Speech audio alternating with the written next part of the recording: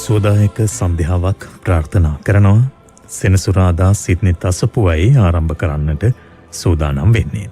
පසුගිය සති කිහිපයේදී ඔබ ශ්‍රවණය කළේ මරණය සම්බන්ධ වූ දේශනා මාලාවක විශේෂ වූ කාරණා අන්තර්ගත දේශනා මාලාවක්. එහි තවත් ඉතිරුව තිබෙන බොහෝ කාරණා තිබෙනවා. අද දවස තුලදී ඒ පිළිබඳව ඔබට තවදුරටත් දැනුම් කියා ගන්නට ධර්මානුශාසනාවේදී අවකාශ ලැබේවි.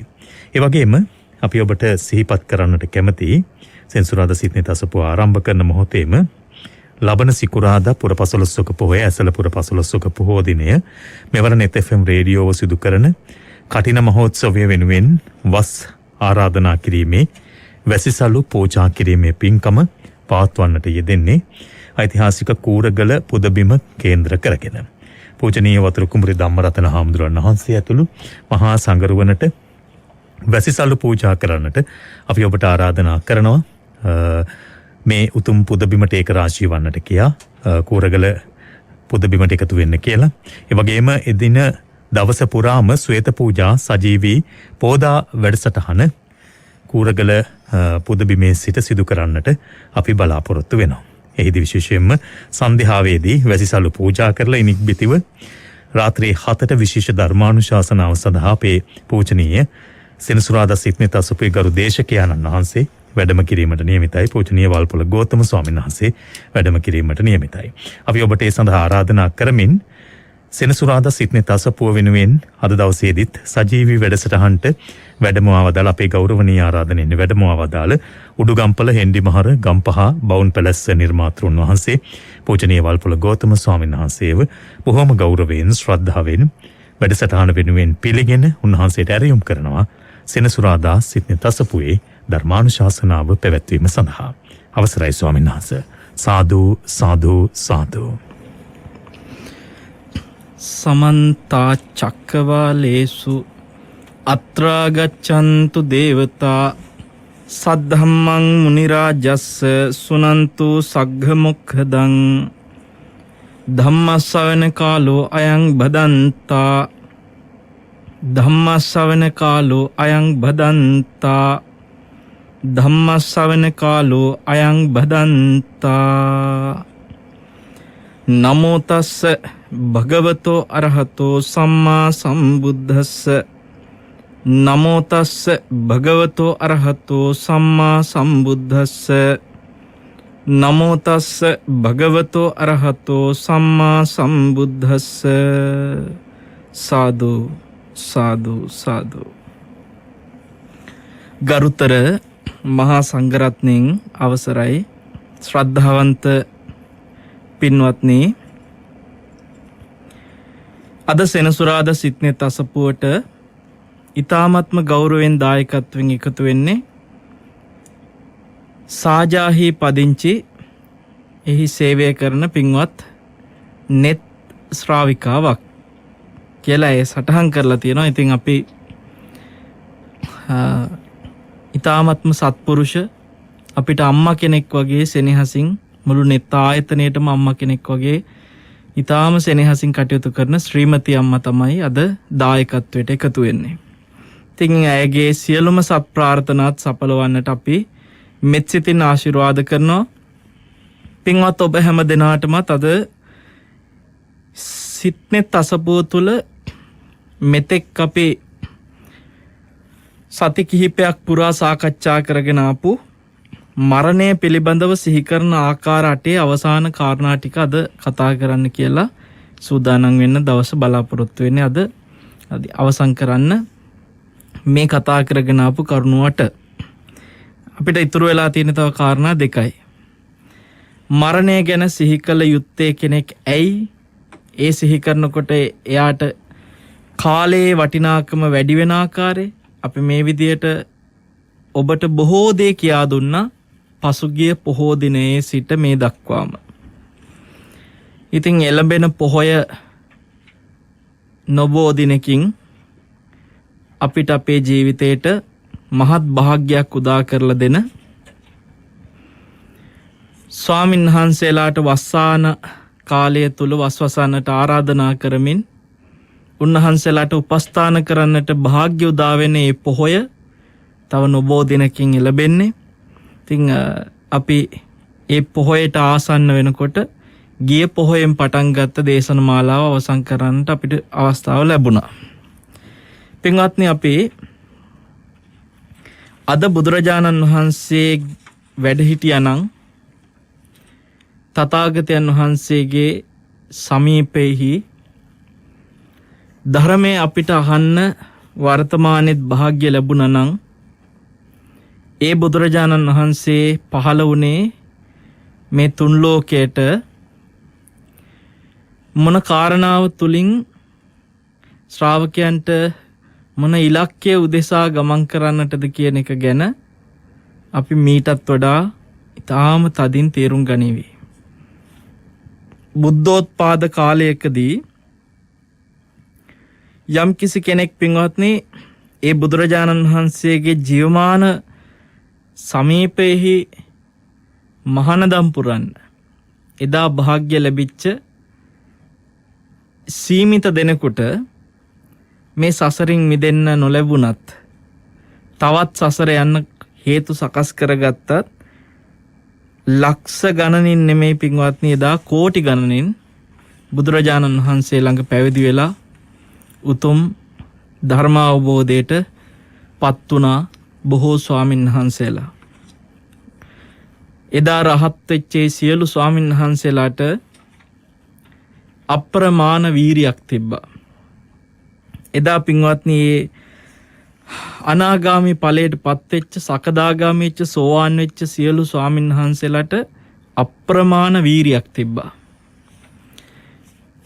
එදා හිටපු ගිහි ශ්‍රාවක ශ්‍රාවිකාවන්ට පවා බලවත් වීරියක් තිබුණා. බොහෝ ශ්‍රාවක ශ්‍රාවිකාව අපි දන්නවා බුදුරජාණන් වහන්සේ සමීපයේ ඒ ශ්‍රවණය කරන ධර්ම කරුණු ආර්ය සත්‍ය ඒත් ජීවිතේ සමහරලාට බුදුරජාණන් වහන්සේගේ සමීපයේදීම ඒ ශ්‍රවණය කරන මොහොතේදීම අවබෝධ කරගත්තා. සෝතාපන්න ඵලයට බොහෝ ශ්‍රාවකයෝ පත් වුණා. ඔවුන්ට තිබිච්ච ඉන්ද්‍රිය වැඩිච්ච ස්වභාවය එදා ඒ ශ්‍රාවකයන්ගේ තිබ්බ ශ්‍රද්ධා ඉන්ද්‍රිය ස්වභාවය, විරි ඉන්ද්‍රිය ස්වභාවය, සති ඉන්ද්‍රිය ස්වභාවය, ඒ වගේම සමාධියේ ප්‍රඥා ඉන්ද්‍රිය ආදී ඉන්ද්‍රියවල ස්වභාවය පින්වත්නි තාම තියුණුයි. අපේ සමහරලාවට එදා ගිහි ගෙදර ගත කරද්දි තේ ශ්‍රාවකයෝ සිහිය පුරුදු කරපු විදිය, ඔවුන් සීලය ආරක්ෂා කරගත්ත විදිය, ඒ වෙනුවෙන් වීරිය වඩපු විදිහ සමහර වෙලාවට වර්තමානයේ නොදකින්නවා නෙමෙයි. වර්තමානයේත් බොහෝ ගිහි ගෙදර ඉන්න ශ්‍රාවක ශ්‍රාවිකාවෝ අපි දකිනවා හොඳට වීරිය වඩන සිහිය පුරුදු කරන අය ඉන්නවා. අපේ බවුන් පැලැස්සටත් මීළඟට පටන් ගන්න වැඩසටහන වෙනුවෙන් අපි ආරාධනා කළා ආරක්ෂාකාරී වෙන විදිහට අවශ්‍ය එන්නත් කරණයට ලක් වෙච්ච, ඒ කියන්නේ එන්නත ලබාගත් අය කතා කරන්න කියලා. ඉතින් බොහෝ දෙනෙක් ඒ වෙනුවෙන් සූදානමින් සිටිනවා. අපි ලබන මාසේ ඉඳලා ඒ වැඩසටහන් වලට ඒ අත්තන්ට සහභාගී වෙන්නට අවස්ථාව සකස් කරලා දෙන්න සූදානමින් මේ වෙනකොට කටයුතු ලැහැසි කරනවා. එතකොට ඒ හැම දිනාටම ලොකු වීරියක් තියෙනවා කියන එක අපිට තේරුණා. අපිත් එක්ක කතා කරනකොටත් ගිහි ගෙදර ගත කරන සිහිය පුරුදු කරන්න උවමනාව තියෙන, වීරිය ඇති කරගන්න ඕනකම තියෙන අය බොහෝ ඉන්නවා පින්වත්නි. එදා බුද්ධ කාලයේ අදයි අතරේ අපිට ඒ තියෙන වීරිය එදා ශ්‍රාවකයන්ට වගේම තියෙනවද කියලා බැලුවොත් සමහර ලාවට වර්තමානයේ ඉන්න අයත් එක්ක බැලුවම තියෙන වීරිය තියෙන අය ලොකු වීරියක් ඒක. මොකද මේ කාලේ වීරිය ලිහිල් කරගත්ත අය වැඩි. ඒ නිසා ඒ වගේ අය අතරින් පොඩ්ඩක් හරි වීරියක් තියෙන කෙනෙක් ලොකු වීරියක් තියෙන කෙනෙක් විදිහට අපිට දැනෙනවා. දැන් බුද්ධ කාලේ පින්වත්නි හිසගිනි ගත්තා වගේ කියන්නේ හිසගිනි ගත්ත කෙනෙක්ගේ ගින්න නිවන්න උත්සාහයක් ගන්නවා වගේ එදා කෙලෙස් ප්‍රහාණය ගැන හැම වෙලාවෙම හිත ඒ වෙනුවෙන්ම හිත යොමු කරගෙන කෙලෙස් ප්‍රහාණයට අවශ්‍ය කරන යම්කිසි දෙයක් තියෙනවා නම් තමන්ට කරන්න කය හසුරලා ඒකට මුල් තැන දෙන්න. කෙලෙස් ප්‍රහාණය වෙනුවෙන් වචන කතා කරන්න තියෙන තැනට වැඩිපුර වචන හසුරවන කෙලෙස් ප්‍රහාණය වෙනුවෙන්ම හිත හසුරවන අය එදා හිටිය විදියට පින්වත්නි වර්තමානයේ අපිට ඒ තරම් දැඩි වීරියක් තියෙන පිරිසක් දකින්න හම්බෙන්නේ නැහැ. කලබලයක් තියෙන අය නම් අද ගොඩක් ඉන්නවා. මාර්ගඵල ලබන්න ඕනේ, සෝවාන් වෙන්න ඕනේ. අමෝතු කලබලයක් තියෙන අය ඉන්නවා. හැබැයි ඉතින් අවුරුදු 10-20 ගියත් ඒ කලබලේම තමයි හැමදාම. බුදුරජාණන් වහන්සේගේ ශ්‍රාවකයා එහෙම කලබල නැහැ පින්වත්නි. සංසාරේ භයානකයි කිව්වා කියලා කලබල වෙන්නේ. කෙලස් භයානකයි කියලා දැනගන්න එහෙම කලබල වෙන්නේ. කලබලය කියන තැන තියෙන්නේ සිහිය නෙමෙයි. කලබලයක් තියෙන තැන තියෙන්නේ අසතියක්. එතන තියෙන්නේ කෙලස්. කලබලේ වැඩි වෙන්න කෙලස් වැඩි වෙනවා. ඒකින්ද පින්වත්නි බුදුරජාණන් වහන්සේගේ කාලේ ශ්‍රාවකයෝ සසර බය දැනගන්න කලබල වෙන එක අඩු කරගන්නවා. නිවෙනවා. මේ හිත හැම වෙලාවෙම කලබලයිනේ.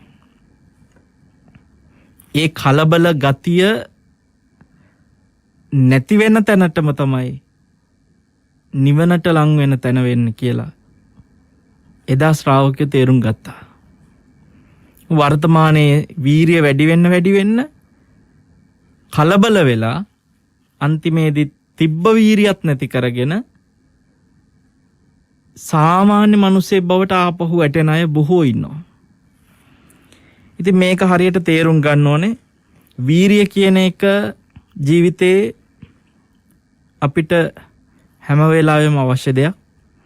ඒ වීරිය හැමතිස්සෙම අපේ හිතේ හදන්න තියෙන හොඳම බෙහෙතක් තමයි පින්වත්නි මරණානුස්සතිය. මරණය ගැන සිහි කරන එක. වීරිය අඩු අයගේ වීරිය වැඩි කරන්නේ මරණානුස්සතිය වඩද්දි. වීරිය ඉපදිලා නැති අයගේ වීරිය උපද්ද ගන්න උපකාරී වෙනවා මරණානුස්සතිය වඩද්දි. හැබැයි ඒ මරණානුස්සතිය වටින්නේ ප්‍රයෝජනයක් වෙන්නේ මරණානුස්සතිය වැඩුව කියලා වීරියක් ඇති වෙන්නේ තියෙන වීරිය වැඩි වෙන්නේ එයා පින්වත්නි බුදුරජාණන් වහන්සේගේ ශ්‍රාවකයාට දුන්න ඉලක්කය දන්නව නම් විතරයි. දැන් ඔබ හිතන්න අපි මේ මරණානුස්සතිය ගැන කියනකොට මේ දේශන අහන ධර්මය දන්නේ නැති අය. මොකද මේ දේශනාව ධර්මය දන්න හැමෝම අහනව නෙමෙයි ස්ථිරවම. දන්නේ නැති අයමත් නෙමෙයි. දන්න අයත් ඉන්නවා, දන්නේ නැති අයත් ඉන්නවා. මේ වෙලාවේ අපි මේ දේශනයක් කරද්දී පොදුවේ හැමෝටම මේ බණ ටික කියන්නේ. එතකොට මෙතනදී ධර්මය දන්න කෙනා, සසරේ ස්වභාවය දන්න කෙනා, කයේ ස්වභාවය දන්න කෙනා, කෙලෙස් වල ස්වභාවය දන්න කෙනා, සතර පායේ ස්වභාවය දන්න කෙනා මරණය ගැන සිහි කරන්න කියලා පණිවිඩයක් එන්න එයාගේ ජීවිතේ වීරිය වැඩි කරගන්නවා. හැබැයි සංසාරය ගැන දන්නේ නැති, කෙලෙස් වල ස්වභාවය ඇත්තටම හරියට භයානකකම දන්නේ නැති, ඒ වගේම මේ ජීවිතේ සමහර වෙලාවට තමන්ට මේ ධර්මයෙන් කළ යුතු දෙයක් තියෙනවා කියලා ඒ කෘත්‍යය ගැන දන්නේ නැති කෙනාට ඇහෙනකොට මරණය ගැන එයාට හිතෙන්න පුළුවන් මොනවටද මැරෙනවා කියලා හිතන්නේ. ඒක වටිනාකමක් එයාට පේන්නේ නැහැ පින්වත්නි. ඒක නිසා මේ දේශනාව හුදෙක්ම මේ දේශන වල ප්‍රයෝජනේ තියෙන්නේ සංසාරය ගැන භයානකකම දන්න නිවන පිණිස හිත යොමු කරගන්න අයට. මම දැක්ක පහුගිය දවස්වල එක්තරා තරුණ කාන්තාවක් ඇය අන්තර්ජාලය තුළ බොහෝම ප්‍රකට වෙච්ච කාන්තාවක් මෑත කාලේ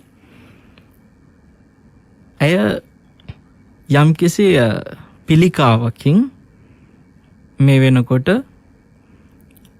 ජීවිතේ කොයි මොහොතේ හෝ ඉක්මනින්ම නැති වෙනවයි කියලා පණිවිඩේ හිතට තේරුම් අරගත්ත කෙනෙක්. අපි දැක්කා මේ ඇය සමාජයට හැමතිස්සෙම සෑහෙන උපදෙස් දෙනවා. දැන් ගොඩාක් එහෙම පිළිකාවක් හැදිච්ච අයට සමාජයේ ඉන්න අය උපදෙස් දෙනවා. අපිටත් එහෙම මුණ ගැහෙනවා. ඉතින් පිළිකා හැදිච්ච ධර්මය දන්න සමහර අපි දන්න අයටත් ඉතින් අපිට උපදෙස් දෙන්න වෙනවා. හැබැයි අර මහත්මිය එහෙම ලොකුවට මං හිතන්නේ ධර්මයක් දැනගෙනත් නෙමේ. නමුත් එයාට උපතින්ම ලැබිච්ච හරි පුදුම ආත්ම ශක්තියක් තියෙනවා. නිසා කවුරුවත් එයාට උපදෙස් දීදී ඉන්නේ. එයා සමාජින් අනිත් අයටත් උපදෙස් දෙනවා. මම දැක්ක එක්තරා රූපවාහිනී වැඩසටහනකට සහභාගී වෙලා ඒ කියන කාරණාවක් ඒ පුංචි කොටසක් අන්තර්ජාලය තුළ දකින්න ලැබුණා. ඇය හරි අපූර්ව දෙයක් කියනවා. මම මෙතන මේ මොනවා කිව්වත් ඒක සාමාන්‍ය කෙනෙකුට ඒක සාමාන්‍ය වචන ටිකක් විතරයි. හැබැයි මට ජීවත් වෙන්න තියෙන තව පොඩි වෙලාවයි කියලා ඒ අත්දැකීමට හරියටම ජීවමානව මුණ දෙන කෙනෙක්. ඒ අවස්ථාවට මුණ දෙන කෙනෙකුට තමයි මේ කියන වචනවල ගැඹුර තේරෙන්නේ කියලා. ඇත්තට මේ කියන වචන තුල ගැඹුරක් පින්වත්නි. ඒ අත්දැකීම නොදැනී එහෙම විඳින්නේ නැහැ මිනිස්සු. මරණානුස්සතිය ගැන කතා කරද්දිත් අපිට කියන්න තියෙන එකමයි. මරණය කියන එක අපි ඕන කෙනෙක් දන්නවා කවදා හරි මැරෙනවා. ඒක මං හිතන්නේ සිහි කල්පනාව තියෙන ඕනම කෙනෙක් ඕන ආගමක ඕන ජාතියක ඕන කෙනෙක් දන්නවා අපි මැරෙනවා. ඒක සාමාන්‍ය මිනිස්සු දන්න දෙයක්. හැබැයි මේක පින්වත්නි කාලයක් ගැන ඔළුවේ නෑනේ හරියටම. මෙන්න මේ කාලේ හරියට මොක වෙනවා කියලා මරණය පිළිබඳව. අන්න එතන තමයි අවිනිශ්චිතව කොයි වෙලාවෙ වෙනවද කියන එක ගැන හරියටම ඔළුවේ නැති නිසා මිනිස්සුන්ට අර හීනියට පොඩි අදහසක් තියෙනවා දැම්ම වෙන්නේ නැහැ කියන එක. ඔන්නෝක කඩා ගන්න ඕනේ කියන එක තමයි මෙච්චර මේ කියන්නේ. එතනයි කඩන්න ඕනේ කියන්නේ අපිට හිත ඇතුලේ මේ දැම්ම වෙන එකක් නැහැ කියලා හිතෙන එක නිසාම අපි දන්නේ නැති උනාට පින්වත්නි කාලේ කනවා. අපි කාලේ නාස්ති කරනවා. ඔබ මම අපි හැම කෙනෙක්ම දැම්ම වෙන්නේ කියන සිතුවිල්ලට එන්න අපිට නොතේරුණාට අපි මේ හරියට ප්‍රමාද වෙනවා. ඉතින් අදත් වටිනා කාරණා දෙකක් කතා කරන්න තියෙන කාලේ ගොඩක් අපි ආරක්ෂා කරගෙන කතා කරමු. අපිට අද්ධාන පරිච්ඡේද ගැන මුලින්ම කතා කරන්න තියෙනවා. කන පරිත්තය ගැන කතා කරන්න තියෙනවා. එතකොට මේ කාරණා 8ම අපි කතා කරලා තියෙන්නේ මේ කරුණු දෙකත් එක්ක කතා කරාම. වදක පච්චුපට්ඨානය ඔබට මතක ඇති වදකයෙක් පසුපස එළවාගෙන එනවා වගේ මරණය ගැන සිහි කරන්න කිව්වා. සම්පත්ති විපත්තිය ගැන අපි කතා කළා. ඕන සම්පත්තියක් විපත්තියක් බවට පත් වෙනවා නම් එතනදී සම්පත්තියක් නැහැ කියලා. මරණය කියන්නෙම මේ මොන සම්පත්තියත් විපත්තියට පත් කරන දේ නම් ඒ මරණය කාටත් උරුම නම් කාගේ සියලු සම්පත්ති විපත්තියට පත් වෙනවා නම් ඒ හැම දෙනාගේම ජීවිතය දිහා හැරලා බැලුවොත් එහෙම ලැබිච්ච ඇති සම්පතක් නෑ නේද මේ මරණයත් එක්ක කියලා අපි ඔබට තේරුම් කරලා දුන්නා. ඒ වගේම පින්වත්නි උපසංහරණය ගැන, කාය බහුසාධාරණය ගැන, ආයු දුබ්බලය ගැන, අනිමිත්තය ගැන අපි සාකච්ඡා කළා. ඉතින් අද අපි බලමු අද්ධාන පරිච්ඡේදයයි කන පරිත්‍යයයි කියන 7 වෙනි සහ 8 වෙනි කියන මේ කාරණා දෙක ගැන. අද්ධාන පරිච්ඡේදය කියන එකට සමාන වචනයක් තමයි කාල පරිච්ඡේද කියන එකත්. එතකොට මේ කාල පරිච්ඡේදය කියන එකේදී මිනිස්සුන්ට මැරෙන්න කාල පරිච්ඡේදයක් කියන එකක් තියෙනවද? මිනිස්සු මෙන්න මේ කාලේ තමයි මැරෙන්නේ කියලා නිශ්චිත කාල පරිච්ඡේදයක් නැහැ. අවුරුදු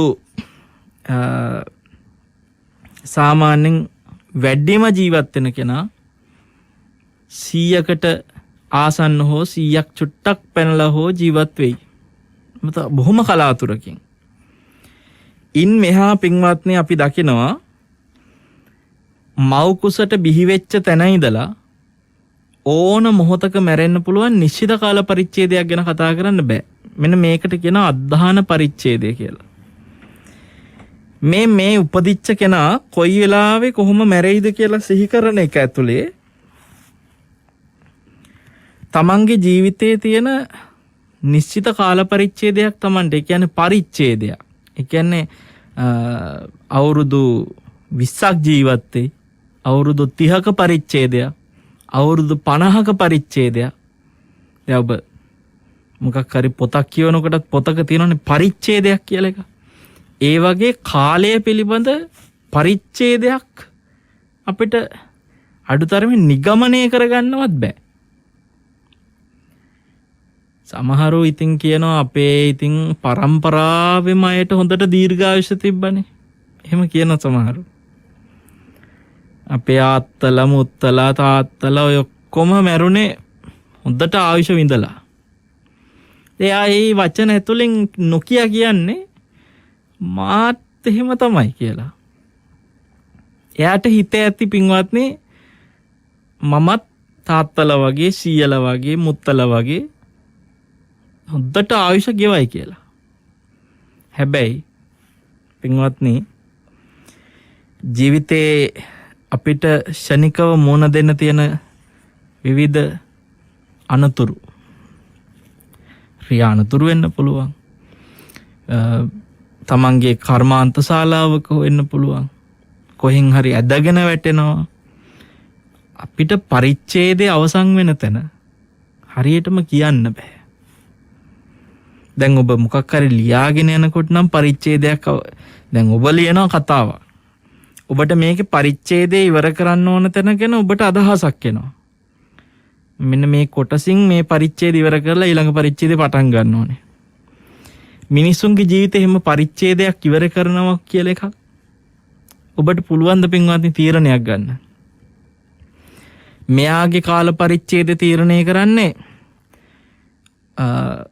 කසාද බැඳලා කවදා හරි කොහොම හරි ළමයි ටිකත් හැදුවට පස්සේ තමයි යාගේ කාල පරිච්ඡේදය ඉවර වෙන්නේ.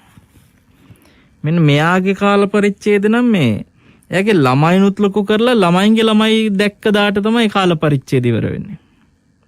සමහරව ඉන්නවනේ එහෙම මට මැරෙන්න කරින් කොහොම හරි මගේ මොනුබුරෙක් බලන්න ඕනේ කියලා.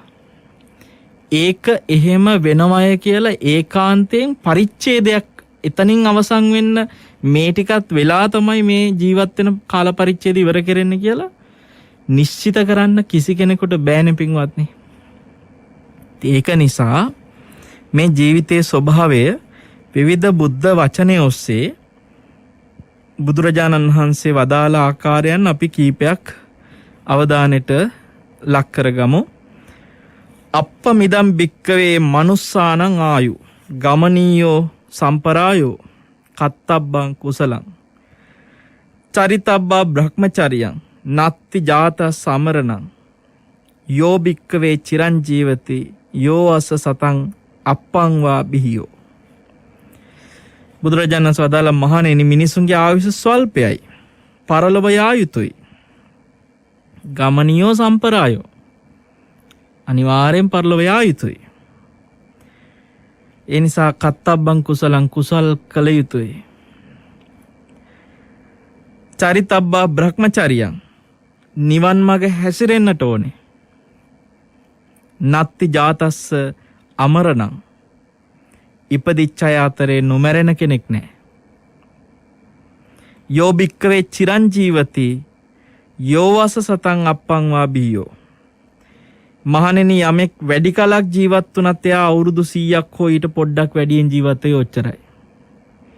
පහුගිය දවසක වරුණ අයියා මට කතා කරලා අපේ ආගමිකංශේ net fm ආයතනයේ මේ ආගමිකංශේ ප්‍රධානියා එතුමා ඉතින් ආගමිකංශයෙන් කළ යුතු එක්තරා කටයුත්තක් වෙනුවෙන් මට දුරකථන එමුතුමක් ගත්තා. මේ ඓතිහාසික ගැටබරුව රජමහ විහාරාධිපති නායක ස්වාමීන් වහන්සේ අපවත් වෙලා බොහෝ දෙනා දන්නවා. එහි අවසන් කටයුතු අද දවසේ සිද්ධ කෙරුණා. ඉතින් නායක ස්වාමීන් වහන්සේගේ අපවත් වීමත් එක්ක net fm ආයතනයෙන් අර ඔබ දන්නවා විවිධ ආයතන වලින් ශෝක ප්‍රකාශ බැනර් එකක් සකස් කරනවානේ.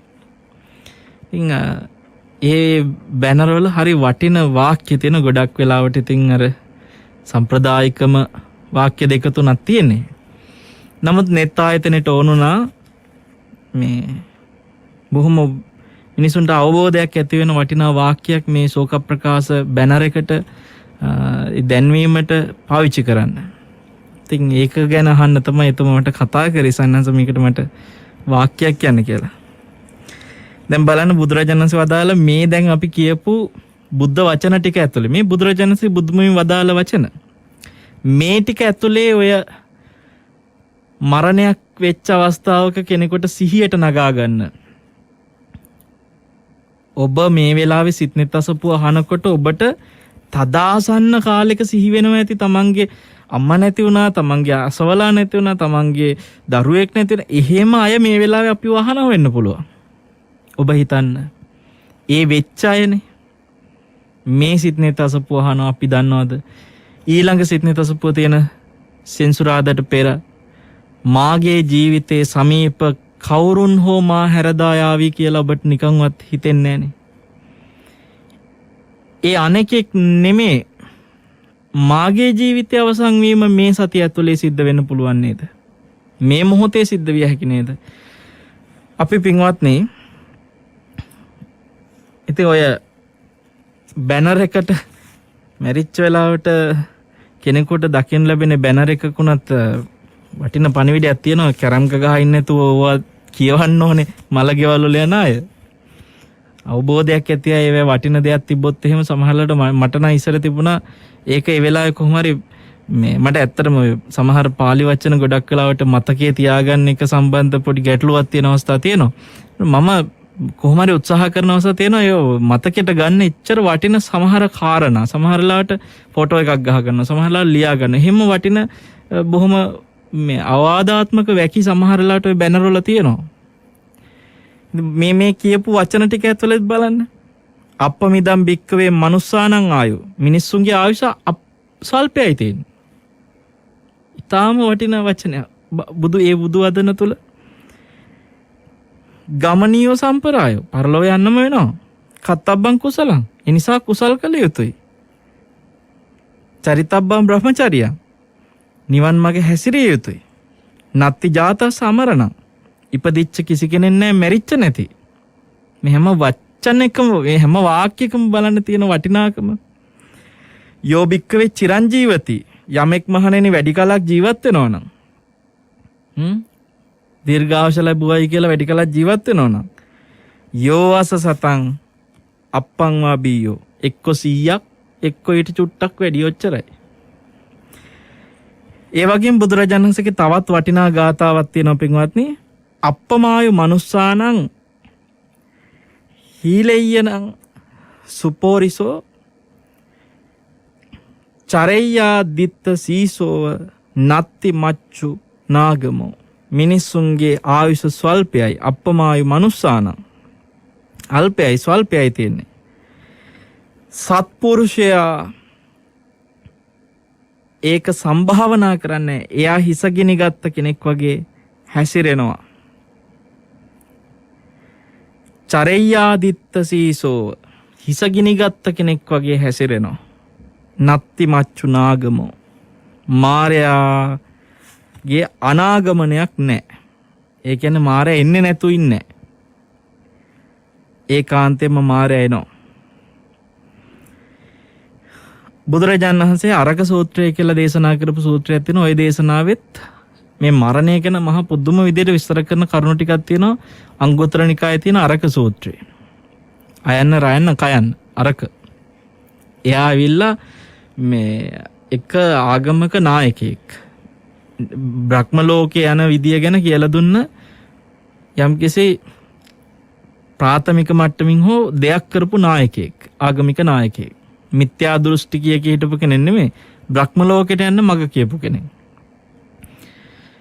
එතකොට එයා හැම වෙලාවෙම අර මිනිස්සුන්ට මේ මනුස්ස ලෝකයේ ඇතුලේ ප්‍රමාද වෙවි මනුස්ස ලෝකෙට ඇලි දැන් පින්කමක් කළත් ඔබ බලන්නකෝ, පින්කමේ අවසානයේ පින් අනුමෝදනාවට බලන්නේ මේ මනුස්ස ලෝකෙම මොනවා හරි දෙයක් වෙනුවෙන් අවශ්‍ය කරන ප්‍රාර්ථනානේ. එක්කෝ විභාගේ පාස් වෙන්න ඕනේ, එක්කෝ නඩුවෙන් දිනන්න ඕනේ,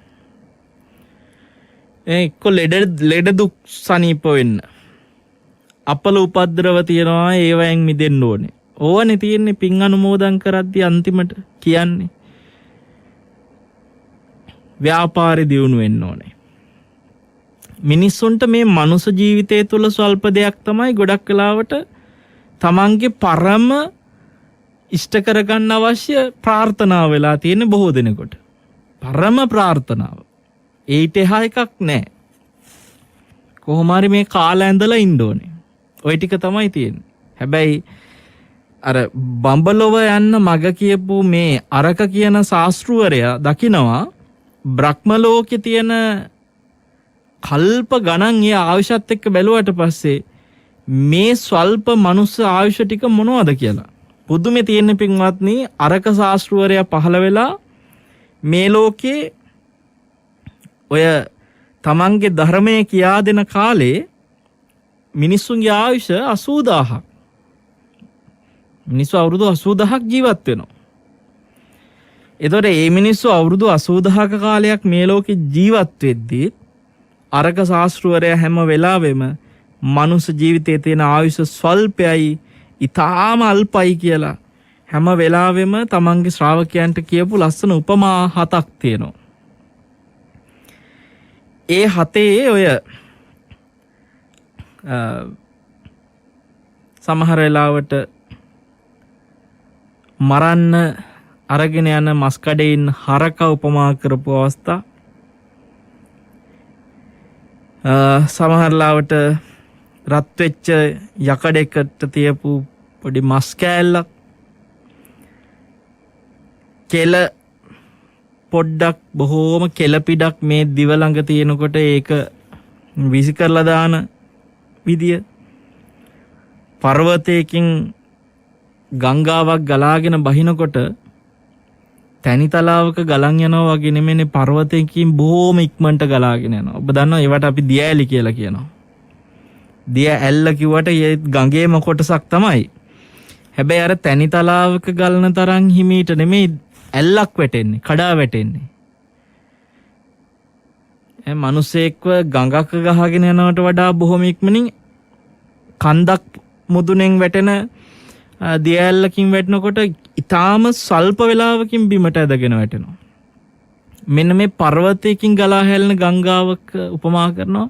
ඒ වගේ මේ මනුස්ස ජීවිතේ හරි පොඩ්ඩයි කියලා. එතකොට එයාගේ ලස්සන උපමා ගොඩක් තියෙනවා. දියේ ඇඳ ඉරක් වගේ කියනවා. බොහෝ වෙලා තියෙන්නේ නැහනේ. ඇඳෙනවත් එක්ක මැකෙනවා වගේ මේ ජීවත් වෙන තැන බොහොම පොඩි වෙලාවකින් අවසන් වෙනවායි කියලා. එතකොට ඔය වතුරට මොනවා හරි කියන්නේ අපි හිතමු පොකුණකට ගඟකට කොහේ හරි වතුර පිරිච්ච තැනකට ලොකු උඩක ඉඳලා වතුර බින්දුවක් වැටුනොත් ඒ වැටෙනවත් එක්ක පැන නගින දිය බුබුලක් තියෙනවා. වතුර බින්දුව වැටුණට පස්සේ ආයෙ උඩට මතුවෙනවා පොඩි දිය බුබුලක්. අන්නේ දිය බුබුල බොහොම පොඩ්ඩක් උඩට ඇවිල්ලා හැමම වැටෙනවා. ඒ දිය බුබුලක තියෙන ආයුෂ හරිම පොඩ්ඩයි. බොහොම පුංචි වෙලාවයි. මේ දිය බුබුල උපමා කරනවා. එයාගේ තියෙන ප්‍රසිද්ධම උපමාව තමයි තනාග පිනිබිඳු උපමාව. ඒකත් එයා කියන එකක්. අදටත් ප්‍රසිද්ධයිනේ තනාග හිමිදිරියේ දකින්නකොට හිරු උදා වෙනකොට තනකොළ ගහක ඒ කොලේ අග තියෙන පිනිබිඳුව බොහොම අවිනිශ්චිතව කොයි මොහොතේ වැටෙනවද කියලා හිතා ගන්න බැරුව බොහොම පුංචි වෙලාවකින් වැටෙන දෙයක් තමයි මේ පිනිබිඳුවක් කියන්නේ. ඔය එයාගේ උපමා ටික ඇතුලේ තියෙන ප්‍රසිද්ධම උපමාවක් අදටත් කවුරුත් දන්න. මේ වගේ උපමා කීකී මෙයා හැම වෙලාවෙම මිනිස්සුන්ට කියනවා මේ ජීවිතේ බොහොම ඇසිල්ලකින් මරණයට ලං වෙනවා. බොහොම ස්වල්පයයි තියෙන්නේ. ඉතින් මේක බහු දුක්ඛයි. මේ ජීවත් වෙන ඒ ස්වල්පේ වුණත් බොහෝ දුක් එක්ක ජීවත් වෙන්නේ. බහු පායාසයි. බොහෝ උපායාස එක්ක ජීවත් වෙන වෙලා තියෙන්නේ. මේක නුවණින් දකින්න කුසල් කරන්න කීකී මේ හැම වෙලාවෙම ඉපදිච්ච කෙනාට නොමැරී ඉන්න අවස්ථාවක් නැහැ කීකී මේ ජීවිතයේ තියෙන සංක්ෂිප්ත අර්ථ 7කින් ওই විදියට කියනවා මේ අරක ශාස්ත්‍රවල. ඒකනත් බුදුරජාණන් වහන්සේ පෙන්වලා තියෙනවා මේ අරක කියන සූත්‍රේ. ඒ බුදුරජාණන් වහන්සේ මරණය පිළිබඳව මිනිසුන්ට පුළුවන් තරම් අවධාරණය කරපු වටිනම සූත්‍රයක් අංගුත්තර නිකායේ අරක කියන සූත්‍රය. ඔබ ඒක කියවන්න. කාලය වෙන් කරලා පෙන්නනවා. මිනිස්සෙක් අවුරුදු 100ක් ජීවත් වෙනවා නම් එයාට තියෙන්නේ මාස 1200යි. මාස වලින් බැලුවම 100ක් කියලා මහ ලොකුවට හිතුණට මාස වලින් බැලුවොත් එහෙම මේ 1200ක් විතරයි මාස.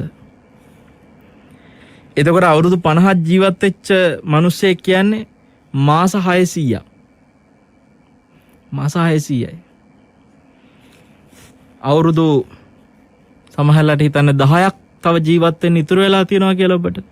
මාස 120යි. මහා ලොකු කාලයක් නෙමෙයි. ඒකත් බුදුරජාණන් වහන්සේ මාස ගාන ඇතුලේ නිදා ගන්න කන ඊට පස්සේ කණ්ඩ බොණ්ඩ වෙන දේවල් වලට වෙන් වෙන කාලෙත් බෙද බෙද පෙන්නනවා. ඒක හරිම වටින සූත්‍රයක්. අන්තර්ජාලේ පාවිච්චි කරන අය ඉන්නවනම් අරක සූත්‍රය කියවන්න. අංගුත්තර නිකායේ බොහොම වටින සූත්‍රයක්. පින්වත්නි, තථාගතයන් වහන්සේ ඔය විදියට මේ අද්ධාන පරිච්ඡේදේ කාලය කියන එක බොහොම ස්වල්පයයි කියන එක ගැන නිශ්චිත පරිච්ඡේදයක් කරන්න බැහැ කියන එක ගැන ඔය විදිහට බොහෝ සූත්‍රවල බොහෝ දේශනවල නොඑක් විදිහට පෙන්වලා දීලා තියෙනවා. කාල පරිච්ඡේද කියන එක නම් හොද්දට ඔය අරක සූත්‍රෙත් විස්තර කරලා දීලා තියෙනවා. ඒක පරිච්ඡේද කරන්න බැහැ කියන එක. ඒ වගේම අපිට තේරුම් ගත යුතු වටිනාම කරුණක් තමයි ඔය 7 වෙනි කරුණනේ අද්ධාන පරිච්ඡේද කියන එක. 8 වෙනි එක මරණය ගැන සිහි කරන්න තියෙන 8 වෙනි අවස්ථාව. දැන් අපි නිකන් හිතමු වාහනයක රෝදයක්. ඒ රෝදේ වට ප්‍රමාණය කොච්චරයි කියලා කිව්වත් හැමතිස්සෙම බිම ස්පර්ශ වෙන්නේ බොහොම සල්පයක්නේ වාහනයක. ලොකු අඩිගා යම්කිසි සැලකිය යුතු විශාල අඟල් ගානකට තියෙන්න පුළුවන් මේ වට ප්‍රමාණය. හැබැයි ඒ ස්පර්ශ වෙන බොහොම සල්පේ. වාහනේ කොච්චර ගමන් ගියත් මොහොතක් පාසා ස්පර්ශ වෙන්නේ ඒ රෝදේ හරි චුට්ටයි. බිම ස්පර්ශ වෙන්නේ.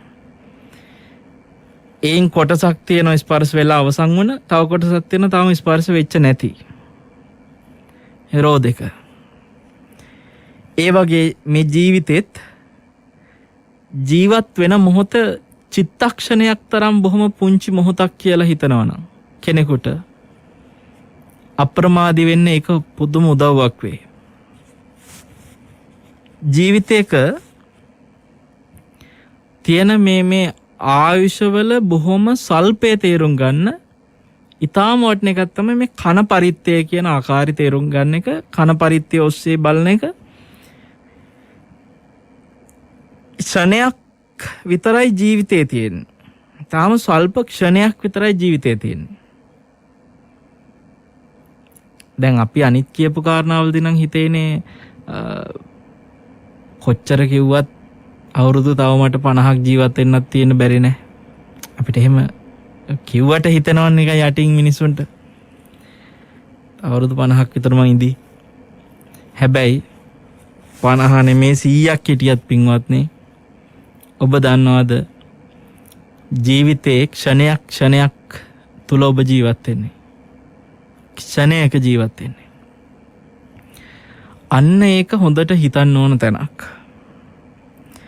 මිනිස්සු ජීවිතය ගැන, මරණය ගැන සිහි කරද්දී පරමාර්ථ විදියට හිතද්දී මේ ජීවිතයක ක්ෂණය කියන ස්වල්ප වේලාව චිත්තක්ෂණයක් කියලා කියන බොහොම ස්වල්ප කාලය ඇතුලේ මිනිස්සෙගේ ජීවිතේ පවතින්නේ. ඒ චිත්තක්ෂණේ නිරුද්ධ වෙච්ච තැන ඒ සත්‍යය මැරුණා වෙනවා. නිරුද්ධ වුණා කියලා කියනවා.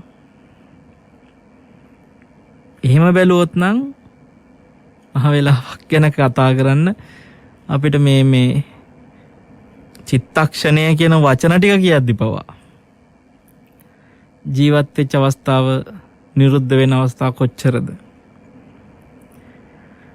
අතීතේ චිත්තක්කනේ ජීවිත න ජීවති න ජීවිස්සති, අනාගතේ චිත්තක්කනේ න ජීවිත න ජීවති ජීවිස්සති, පච්චුප්පන්නේ චිත්තක්කනේ න ජීවිත ජීවති න ජීවිස්සති.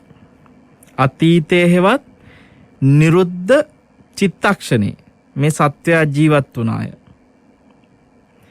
ඒ නිරුද්ධ චිත්තක්ෂණේ දැන් ජීවත් වෙමින් සිටිනවා නෙමෙයි. මතු ජීවත් වන්නේද නොවේ. ඒ නිරුද්ධ වෙච්ච චිත්තක්ෂණය නිරුද්ධ වුණා.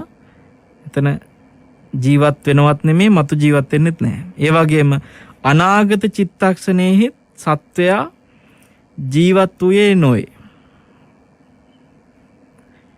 ඒ වගේම දැන් ජීවත් වෙමින් සිටිනවා කියලා කියන්නේත් නැහැ අනාගත චිත්තක්ෂණය තුළ. මතු ජීවත් වීමක් තියෙනවා අනාගත චිත්තක්ෂණය. එතකොට වර්තමාන චිත්තක්ෂණේ සත්‍ය ජීවත් වෙනවා. හැබැයි වර්තමාන චිත්තක්ෂණය තුලත් කියනවා ජීවත් වූයේ නොවේ. දැන් ජීවත් වෙමින් සිටි, මතු ජීවත් වන්නේ නොවේ. ඒ චිත්තක්ෂණය තුල මතු ජීවත් වන්නේ නොවේ. මේක ලස්සන ගාථා ටිකකින් කියනවා ජීවිතං අත්ත භාවෝච සුඛ දුක්ඛාච කේවලා ඒක චිත්ත සමායුත්තා ලහුසෝ වත්තතේ කනෝ යේ නිරුද්ධා මරත්තස්ස තිට්ඨ මානස්ස වායිද සබ්බේපි සාදිසා කන්දා ගතා අප්පටි සන්දියා අනිබ්බිත්තේන න ජාතෝ පච්චුපන්නේන ජීවති චිත්ත භංගා මතෝ ලෝකෝ පඤ්ඤත්ති පරමට්ටියා. මේක හරි වටිනා තැන් කීපයක්ම තියෙනවා මේ ගාථා ටික ඇතුළේ විස්තර කරෙච්ච. ජීවිතයේ ආත්ම භාවය, ඔතන ආත්ම භාවය කියනකොට ජීවිත වේදනා විඥාන කියන කාරණා ටික හැර සියල්ල කතා කරන්න තියෙනවා. සුඛ දුක්ඛ කියන මේ වේදනා, මේ සියල්ල එක චිත්තක්ෂණයකට විතරනේ. දැන් අපි සාමාන්‍ය ජීවිතේ මොකක් හරි සැපක් විඳිනවාද, දුකක් විඳිනවාද, මේ ඔක්කොම එක චිත්තක්ෂණයකට විතරයි ජීවත් වෙලා තින්නේ. අපි කියනවා මං ඒ වෙලාවේ එතෙන්ට ගියා පුදුම සනීපයක් දැනුනේ කියනවා. හැබැයි එතන දැනිච්ච සනීපය එක චිත්තක්ෂණයක් තුළ ජීවිතේ විඳීමක්. ඒ සනීපේ එතන ඔබ අර මං කියපු රෝදෙන් තේරුම් ගන්න මේක. රෝදේ උපමාවෙන්. රෝදේ කොච්චර දිගක් තිබ්බත් වට ප්‍රමාණය ස්පර්ශ වෙන්නේ කොච්චරද? ආන් ඒ වගේ පින්වත්නි. එතන සනීපය විඳි කන්දක් උඩට ගියා පුදුම සනීපයි කියන ඒ කන්ද උඩ තියෙන සනීපය විඳපු මුළු කාලය නෙමෙයි. ඒ මොහොතේ ඔබ මේ වේදනාව විඳින චිත්තක්ෂණයක් තියෙනවා. එච්චරයි ඔබ ජීවත් වීම කියන්නේ එතන. මේකේ මේ කියනවා මැරෙන සත්වයාගේ නිරුද්ධ වෙච්ච ස්කන්ධය මේ දැන් ජීවත් වෙමින් ඉන්න පුද්ගලයාගේ නිරුද්ධ වෙන ස්කන්ධයන්ගේ අතරේ සමානයි කියනවා. ඒක වෙනසක් නැහැ කියන. ඒ කියන්නේ මැරිච්ච පුද්ගලයෙක්ගේ නිරුද්ධ වෙච්ච ස්කන්ධයි මේ මොහොතේ ජීවත් වෙමින් ඉන්න කෙනා තුළ නිරුද්ධ වෙනවද යම් ස්කන්ධයක් අතීත ස්කන්ධයක් ඒ ස්කන්ධය අතරේ කතන්දරය එකයි. ඉතින් ඒ නිසා යම් නිරුද්ධ වීමක් වෙනවද ඒ නිරුද්ධ වීම තුළ ඒක මරණයක්ම තමයි. මෙන්න මේ මරණය පිළිබඳව මේ විදිහට සිහි කරන්න. මේ ලෝක සත්වයා නූපන් සිතින් නූපන්නේය. දැන් පවත්නා සිතින් ජීවත් වන්නේය. චිත්තයාගේ බංගෙම මැරෙන්නේය. මෙන්න මේ විදිහට මේ ගාථා ටිකේ තේරුම විස්තර කරලා දීලා තියෙනවා. එතකොට පින්වත්නි මේ සිත භංග වෙනවත් එක්කම එයම මරණයක්. ඒ ජීවත් වීම මෙතනින් අවසන් වෙනවා මේ හිත භංග වෙනකොට. මේ කන පරිත්තය ගැන විස්තර කරන්නේ බොහොම ගැඹුරින් උතනදී ඔය විදිහට බොහොම ස්වල්ප මොහොතකට පමණක් මේ ජීවිතයේ ආයුෂ ටික අපිට ඒ ගැඹුරින් සිහි කරන කාරණා කන පරිත්තය ඇතුළේ සිහි කරන කාරණා ඇත්තටම ගොඩාක් වටින්නේ හොඳට විදර්ශනා අවබෝධයෙන් කියන්නේ සමහර වෙනෝනේ දැන් භාවනා කරනකොටත් විදර්ශනා භාවනාව බොහෝ කරන කෙනෙකුට කන පරිත්තය කියන කාරණා ඔස්සේ මරණය ගැන සිහි කරන ආකාරය වටිනවා. හැබැයි හැමෝටම ඒක අවශ්‍යම නැහැ. මොකද විදර්ශනා අවබෝධයක් ලොකුවට නැති කෙනෙකුට කන පරිත්තය තුළ මරණ සතිය වඩන ආකාරය බොහොම ප්‍රායෝගික වෙනවා අඩුයි. එයා නිකන් හිතෙන් සිහි කරගන්න විතරයි. එයා චිත්තක්ෂණ ගැන හරියට තේරුම් ගත්තට පස්සේ යාට ඔන්න එතෙන්ද විදර්ශනාවට හිත යොමු කරගෙන හැමතිස්සෙම ඉන්න කෙනෙකුට තමන්ගේ මරණය ගැනත් ඒ විදිහට හිතන්න පුළුවන්. නමුත් සාමාන්‍ය කෙනෙක් දැන් අපි පටන් ගත්ත දැනගත්තොත් වදක පච්චුපට්ඨානේ කියන්නේ අර වදකේ පස්සෙන් එළවනවා වගේ හැම වෙලාවෙම හිතන්න කියනවා වගේ දෙයකදී ඔබට මේ පේන කෙනෙක් නෙමෙයිනේ දැන් මාරය මැරෙන මොහොත කියන එක පේන්නේ නැහැ. හැබැයි පින්වත්නි කොයි මොහොතේ හෝ ඒ පහර දීමට Taman ලක් වෙනවයි කියලා නිතර හිතනකොට මෙයා පිටිපස්සෙන් ඉන්නවා වගේ කියලා හිතනකොට ඒක හිතට හැම වෙලාවෙම මේ දැන් ගහයිද දන්නේ නැහැ කියලා හිතෙනවා. දැන් මම ඊයේ අද හිමිදිරි පාන්දර අපේ දන්න එක්තරා දායක පවුලක ඒ නිවසේ ගොල්ලොන්ගේ පොඩි බලු පැටියෙක් ඉන්නවා. මේ බලු පැටියා මේ මහා හයියෙන් කෑ ගහනවලු මහා රෑ. හිතේරෙන්නේ ඒගොල්ලන් කවදාකවත් නැති අත්දැකීමක්ලු. ඉතින් මේ මහත්තයා මට දවල් මුණ ගැහුනම කිව්වා සයන්හන්ස මේ මෙහෙම පාන්දර ගෙදර හැමෝම හැරගෙන අසාමාන්‍ය විදිහට ගේ ඇතුලේ ඉන්නේ මේ අපිත් එක්ක ඇඳෙත් නිදා ගන්නවා ලාවට අසාමාන්‍ය විදිහට කෑ ගහන්න ගත්තා මේ බලු පැටියා කියලා. ඊට පස්සේ ඒගොල්ලෝ දන්න කෙනෙක්ට කතා කරලා ඇහුවම කිව්වලු සමහර ලාවට යකෙක් ගහන්න ඇති කියලා. ඉතින් මගෙන් මේ මහත්තයා අහනවා දවාලේ සයන්හන්ස මෙහෙම දෙයක් වුණා යකෙක් ගැහුවා කියලා ඒක ඇත්තද කියලා. මේ සාමාන්‍ය මිනිස්සු ඔය රාත්‍රී 12 වගේ වෙනකොට බල්ලෝ කෑ ගහනවා එහෙනවනේ. සාමාන්‍ය විදිහට බල්ලෝ කෑ ගහනවා. බල්ලා කියන්නේ නීච ලෝකයක ඉපදිච්ච සත්වෙක්. උසස් ලෝකයක නෙමෙයි. කොච්චර හොඳ බල්ලෙක් හිටියත් දැන් ලංකාවේ ඉන්නවා ලක්ෂ ගණන් වලට විකිනෙන බල්ලොත්. හැබැයි මොන කුලයක කොහොම ඉපදිලා හිටියත් එයා නීච කුලයක් තමයි. ඒ කියන්නේ සසර තුල ස්වභාවය එක්ක ගත්තම නීචයි. ස්වභාවයෙන් එයා ඉපදිලා ඉන්න ලෝකේ. ඉතින් ඔය යම් පෙරේතාත්ම තමහරලාට මිනිස්සු වගේ නෙමෙයි. එයාලා දකිනවා. එතෙන්දී රෑ 12 කිට්ටු වෙනකොට ගොඩාක් වෙලාවට බල්ලෝ අසාමාන්‍ය විදිහට කෑ ගහන්න ගන්නවා. ඒ සමහරලාට අර ආත්ම භාව දකින එකත් හේතුවක් වෙන්න බැරි නැහැ. මොකද පෙරේත ලෝකය කියලා ලෝකයක් බුදුරජාණන්සේ දේශනා කරන්නේ. ප්‍රේත සත්‍යයන් කියලා පිරිසක් ඉන්නවා ලෝකේ. ඒක කාටවත් නැහැ කියලා හිතනවා නම් ඒතකොට ශ්‍රද්ධාව නැහැ එතන. ගෙවල් වල අහුමුළු අස්සේ පෙරේතයෝ ඇවිල්ලා ඉන්නවයි කියන එකත් පෙන්නපු අවස්ථා නැතුව නෙමේ තිරෝකුඩ වගේ සූත්‍රවල තියෙනවා. එතකොට අපි මේ කියන මහත්තයාගේ ගෙදර ආසන්න කාලෙක ගෙදර සමීපව හිටපු කෙනෙක් මිය ගියා. ඉතින් දැන් 3 මාසෙට කිට්ටුයි. ඉතින් මේ මහත්තයා කියන සන්නස 3 මාසෙ කිට්ටු වෙන හින්දා සමහරලාට මේ බල්ලා එහෙම දැකලා බිරුවා වෙන්න පුළුවන්. ඒ බුරපු එකට කම්වල ඔක්කොම ඉදිමිලාලු. අසාමාන්‍ය විදිහට ඉදිමිලාලු. ඊට පස්සේ උදේ නැගිටලා බලනකොට හරියලු මුකුත් නැහැලු. ඉතින් මේ දැන් එයාලා අර ඒක ඔස්සේ දැන් ගැහුවා කියලා දැන් හිතනකොට ආයි කොයි වෙලේ ගහයිද කියලා දැන් ඔහොම හිතෙන්න පුළුවන් නේ. දැන් බල්ලට හොඳ වෙයි එකක් ගහලා පෙරේතේ ආයි කොයි වෙලාවෙ ගහයිද දන්නේ නැහැ කියලා ත්‍රායට හිතෙන්න පුළුවන්. අර දැන් එයාලට ඒ හිතනවා වගේ මං කියන්නේ අපිත් හැම වෙලාවෙම හිතමු මාරයා කොයි වෙලේ ගහයිද පිටිපස්සේ ඉන්නවා. හැම වෙලේම පිටිපස්සේ ඉන්නවා. කොයි වෙලේ ගහයිද දන්නේ දැන් ගහන්න පුළුවන්. නිකන් මේ ගහන කඩුවක් උසව ගත්ත අමෝර ගත්ත කියලා නේ කියන්නේ එතන උපමාවේ. අමෝරගෙන ඉන්නේ දැන් දෙන්න පුළුවන්. අපි විනෝද වෙවි ඉන්නවා වෙන්න පුළුවන්. අපිට කාත් එක්ක හරි හොඳටම තරහ ගිහලා මං ඕකාගෙන් හෙට ගන්නවා පලිය කියලා ප්ලෑන් කරන වෙන්න පුළුවන් හෙට එකකට. ඒ වෙලාවට හිතනොත් එහෙම අර බල්ලට කොයි වෙලාවෙ දැන් ආයි ගහයිද කියලා අරගලන්ට හිතනවා වගේ මේ මට මේ මොහොතේත් ගහයිද පිටිපස්සේ ඉන්නවා කියලා හැම වෙලාවෙම හිතනවනම් Tamanට ජීවිතේ ලොකු වීරියක් ඇති කරගන්න ඔයගේ පුංචි දේවල් උනත් උදව් වෙනවා. අර හිත ටක් ගාලා පාලනය කරගන්න හිතට හයියක් එන්න පුළුවන්.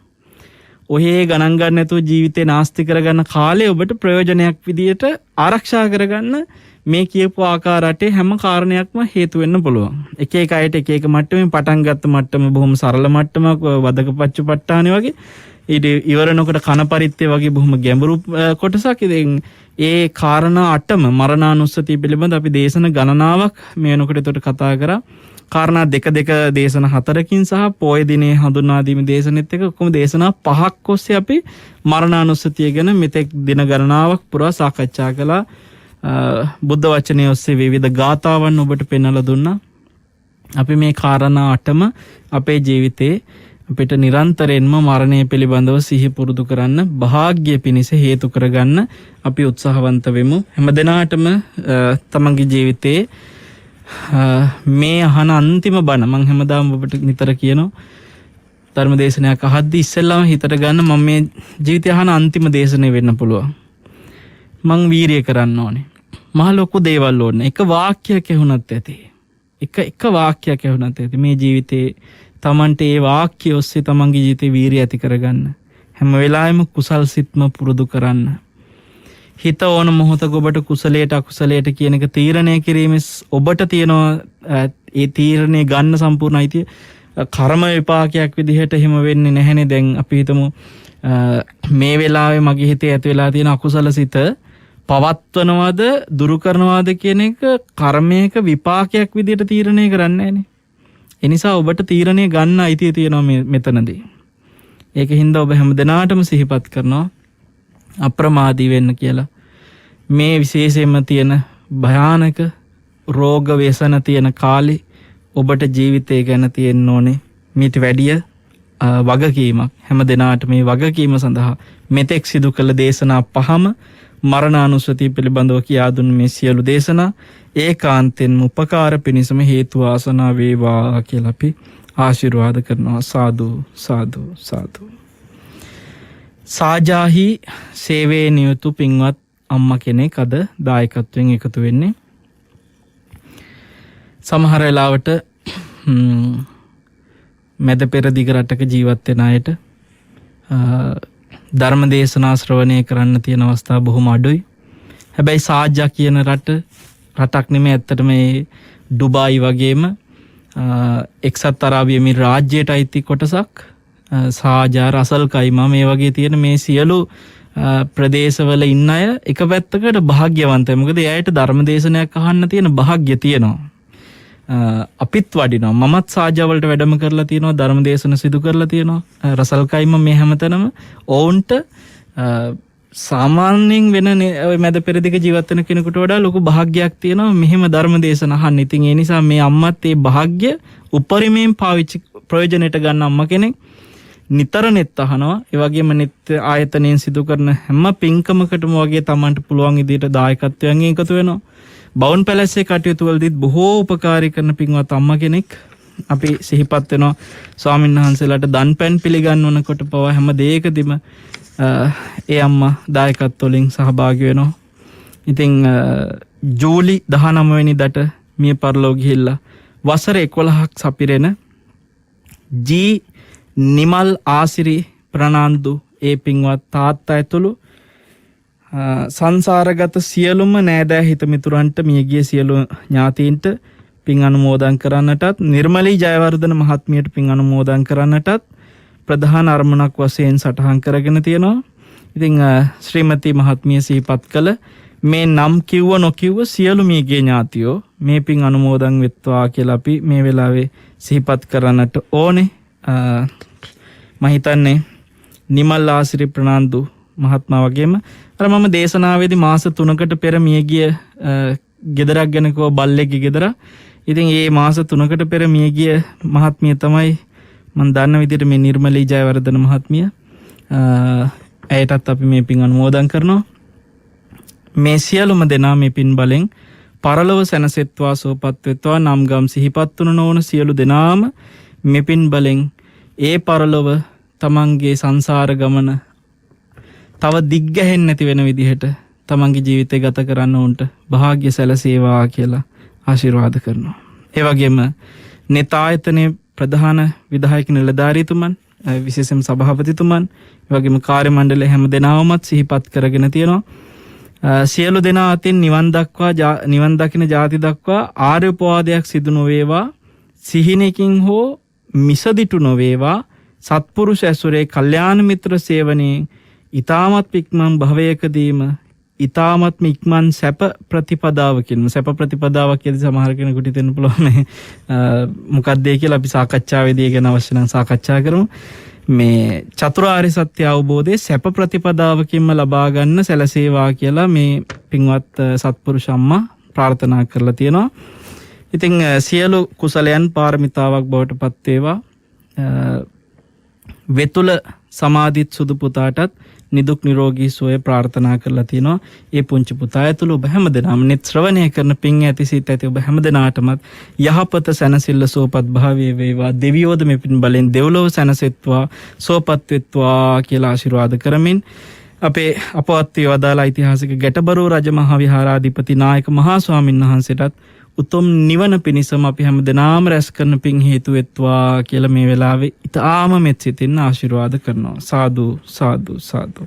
දෙවියෝද මේ පින් බලෙන් දෙව්ලොව යහපත සැපවත් භාවයේ සුවපත් භාවයම ලබත්වා. සාදු සාදු සාදු. ආකාසට්ටා ච බුම්මට්ඨා දේවානාගා මහිද්దికා පුඤ්ඤන්තං අනුමෝදිත්වා චිරන් රක්칸තු ශාසනං චිරන් රක්칸තු දේශනං චිරන් රක්칸තු ත්වං සදාති. සාදු සාදු සාදු.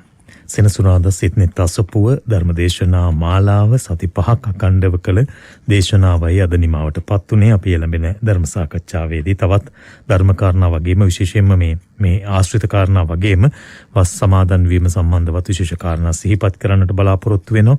අපේ පූජනීය වල්පොළ ගෞතම ස්වාමීන් වහන්සේට නිදුක් නිරෝගී දීර්ඝායුෂ උතුම් ධර්ම අවබෝධය ප්‍රාර්ථනා කරමින් අපි සෙනසුරාදා සිත්නෙත් අසපුවෙන් විරාමයකට යමු වෙනවා. රාත්‍රිය ගැඹුරුයි අහස් කුස සොඳුරුයි තාරකාහිනෙහි හතමටල සුවදෙයි නෙත්තැෆැන් සැමුදෑනි සිලෙස සොයමින් බලමින් වගවී සුරකෙමු ලැඩදුක් නොමවී. අපේ ජීවිත අපේ වගකීමයි. ඩෙංගු වදුර දුරලන්නට ඔබත් සහාය වන්න. මේ දන්නවද සයින ෆෝම් වැක්සින් එක තමයි හොඳම. මං නම් USA ගිහින් ගහන්න ෆේස්. අපි දලන්න බයිඩන්. පුදිනොත් ඔච්චර තමයි යන්නේ. ඕකනේ කියන්නේ. රුසියාවට වැඩිය ලොකුයිලු ඉරිසියාව. මං වැක්සින් කරගන්න ස්පුට්නික් V. දැන් මෙතන ડોක්ටර් මමද තමුන්ලද? සයි ડોක්ටර්. ඔය හැම වැක්සීන් එකක්ම හොඳයි. මොන වැක්සීන් එක ගත්තත් පරිස්සම් වෙන්නම ඕනේ. මේකත් අහන්න. දැන් ඔයාලගේ ළමයිවත් විශේෂයෙන්ම පරිස්සම් කරගන්නම ඕනේ. සෙල්ලමක් නෙමෙයි. තේරුණාද? අප්‍රමාදව තේරුම් ගමු. අපි රැකෙමු. රට රකිමු. අපි net FM Sinopharm is putting AstraZeneca පදියම ගහනවා පෝලිම් පැනලා සෙන්ටිමීටරෙන් දුර නෑ තියලා ඔන්න බලාගෙන ඩෙල්ටත් එනවා පවන් කන්න බෑ පොහොර සීන් එක මාළු කන්න බෑ විස වෙලා උන් ටික රටින් ගේනු බෑ කිනිගෙන නැව් ටික ලොකු හින බල නින්දෙන් ඇහැරුණ ටයිම් එක 10යි මීටරේ 95 කැරකුවා ඩබලක් සිත් වෙලා සුපිරිගේ මග්ගෙන දෙදුණු මාවත සතියේ දවස් වල එන්න මේක ජෝක් ප්‍රෝග්‍රෑම් එකක් නෙවෙයි මේක ෂෝක් ප්‍රෝග්‍රෑම් එකක්.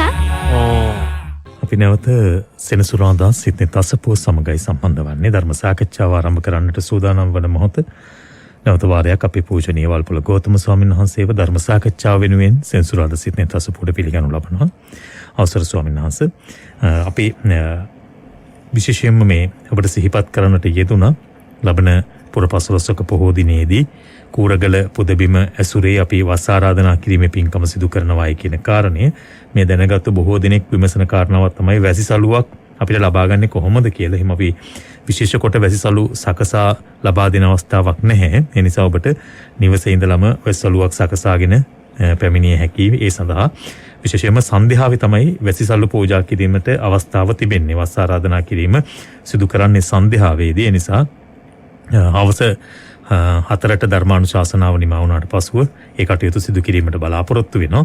ඊට පස්සේ අපේ පූජනීය මැදිරිගිරිය පුණ්‍යසාර ස්වාමීන් වහන්සේ විසින් සිදු කරන පහන් කන්ද ආශිර්වාද පූජාව පවත්වලා ඉන්පසු රාත්‍රී 7ට අපේ පූජනීය වල්පොළ ගෞතම ස්වාමීන් වහන්සේගේ ධර්මානුශාසනාවත් ඉන්පසු රාත්‍රී 8ට අපේ ගණේ කන්ද චන්ද්‍රරත්න හාමුදුරන් වහන්සේ පවත්වන පහන් පූජාවත් නිමා කරලා තමයි අපි ශ්වේත පූජා වැඩසටහන නිමාවට පත් කරන්නේ. පුරපසළොස්වක පොහෝ දිනේදී අපි ආරාධනා කරන ඔබට අපත් සමග අත්වල බැඳ ගන්න කියලා. වසර 10ක් පුරාවට මේ net රේඩියෝව පසුගිය වර්ෂයේදී අපිට මේ කොරෝනා වසංගතය නිසා බාධා ඇති වුණා. අනෙක් අවස්ථාවලදී අපි බොහෝ වෙලාවට මේ අපේ දේශකයන්න් වහන්සේලා ඇසුරු කොටගෙන තමයි කටින මහා පුණ්‍යෝත්සව වෙනුවෙන් වැසිසලු පූජා කරන්නට යෙදුනේ. ඔබට මතක ඇති පූජනීය බණ්ඩාරවේල අමිතානන්ද ස්වාමීන් වහන්සේ වැඩ හිටපු යෝන් සිතර දහම් සිසිල මධ්‍යස්ථානයෙන් තමයි net කටින මහා පුණ්‍යෝත්සවයට වැසිසලු පූජා කිරීම ආරම්භ කෙරුණේ. ඒ මම හිතන්නේ විද්‍යුත් මාධ්‍යයක් විසින් සිදු කරපු අඛණ්ඩව සිදු කරපු මහා පින්කමක් සහ අනිකුත් මාධ්‍යත් පූර්වාදර්ශ කොටගත් පසු කාලීනව මේ කටයුත්ත. ඒ නිසා විශේෂ කාලයක් වැසි සමය නැත්නම් වස් සමය ඉතින් වස් කාලය තුලදී අපේ ගෞරවනීය ස්වාමීන් වහන්සේලාට ඒ වස් සමාදන් වීමට අවශ්‍ය කරන සිව්පසෙන් නැප උපස්ථාන කිරීම අපේ ප්‍රධාන අරමුණ බවට පත් වෙලා තිබෙනවා. ධර්ම සාකච්ඡාව ආරම්භ කරන්නට සැරසෙන මොහොතේ අපේ හාමුදුරනේ අපි අද සාකච්ඡාව ආරම්භ කරන්නට බලාපොරොත්තු වෙන කාරණාව දැන් ඔබ වහන්සේ මේ අවසාන වශයෙන් නිරුද්ධ වීමේ ස්කන්ධ එකයි කියන කාරණේ සිහිපත් කරපු තැන මට මතුවුණා. දැන් ජීවිතයක ජීවේ තියෙන කොහෙද කියන එක මට ටිකක් ඔබ වහන්සේගෙන් දැනගන්නට උවමනාවක් ලැබුණා. දැන් මොකද කය මිය ගියවම අපි දකින්න ඉක්මනින්ම දිරනවා. දවස් 2-3ක් යනකොට අසීමිතව මේ ශරීරය ගන්ධයන් නිකුත් වෙන්න පටන් ගන්නවා. එතකොට යම් සතුන්ගේ ගොදුරු බවට පත් වෙලා සතු තමන්ගේ ශරීරය තුලින්ම පණුවන් මතු වෙනවා, විකෘති වෙනවා, ඉදිමෙනවා, එහෙම වෙනවා. ඉතින් දැන් මේවත් එක බලනකොට මෙතන ජීවී බලය තියෙන කොතනද කියලා දැනගත්තොත් හොඳයි කියලා හිතුණා. ඇත්තටම අපි ස්වාමීන් වහන්සේ කෙනෙකුගේ ජීවිතය තුළ යම් ශක්තියක් තිබෙනවා නම් ඒ ශක්ති ප්‍රභවය කොතනද තිබෙන්නේ? මොකද්ද ශක්තිය? දැන් අර ඔබ වහන්සේ කියනවා හැම මොහොතකම අපි නැති කියන්නේ නිරුද්ධ වීමේ ස්වභාවයක් තියෙනවා කියන එක. මේක ප්‍රකට නොවී තියෙන්නේ මොන ශක්තියක් නිසාද? වරුණ දැන් මේ ජීවිතයේ ඔබ කිව්වා වගේ මේ මිය ගිහිල්ලා පුංචි දවස් ගානකින් මේක කුණු වෙලා යනවා. ඔව්. පණුව ගහනවා. එතකොට අපිට පේනවා සමහරවිට දැන් ඉම්බාම් කරලා එක එක දේවල් කරලා මේක අර ඒ ස්වභාවය පිටට පේන්නේ නැති වෙන්න උත්සාහ කරනවා. විවිධ බෙහෙත් යොදලා. ඔව්.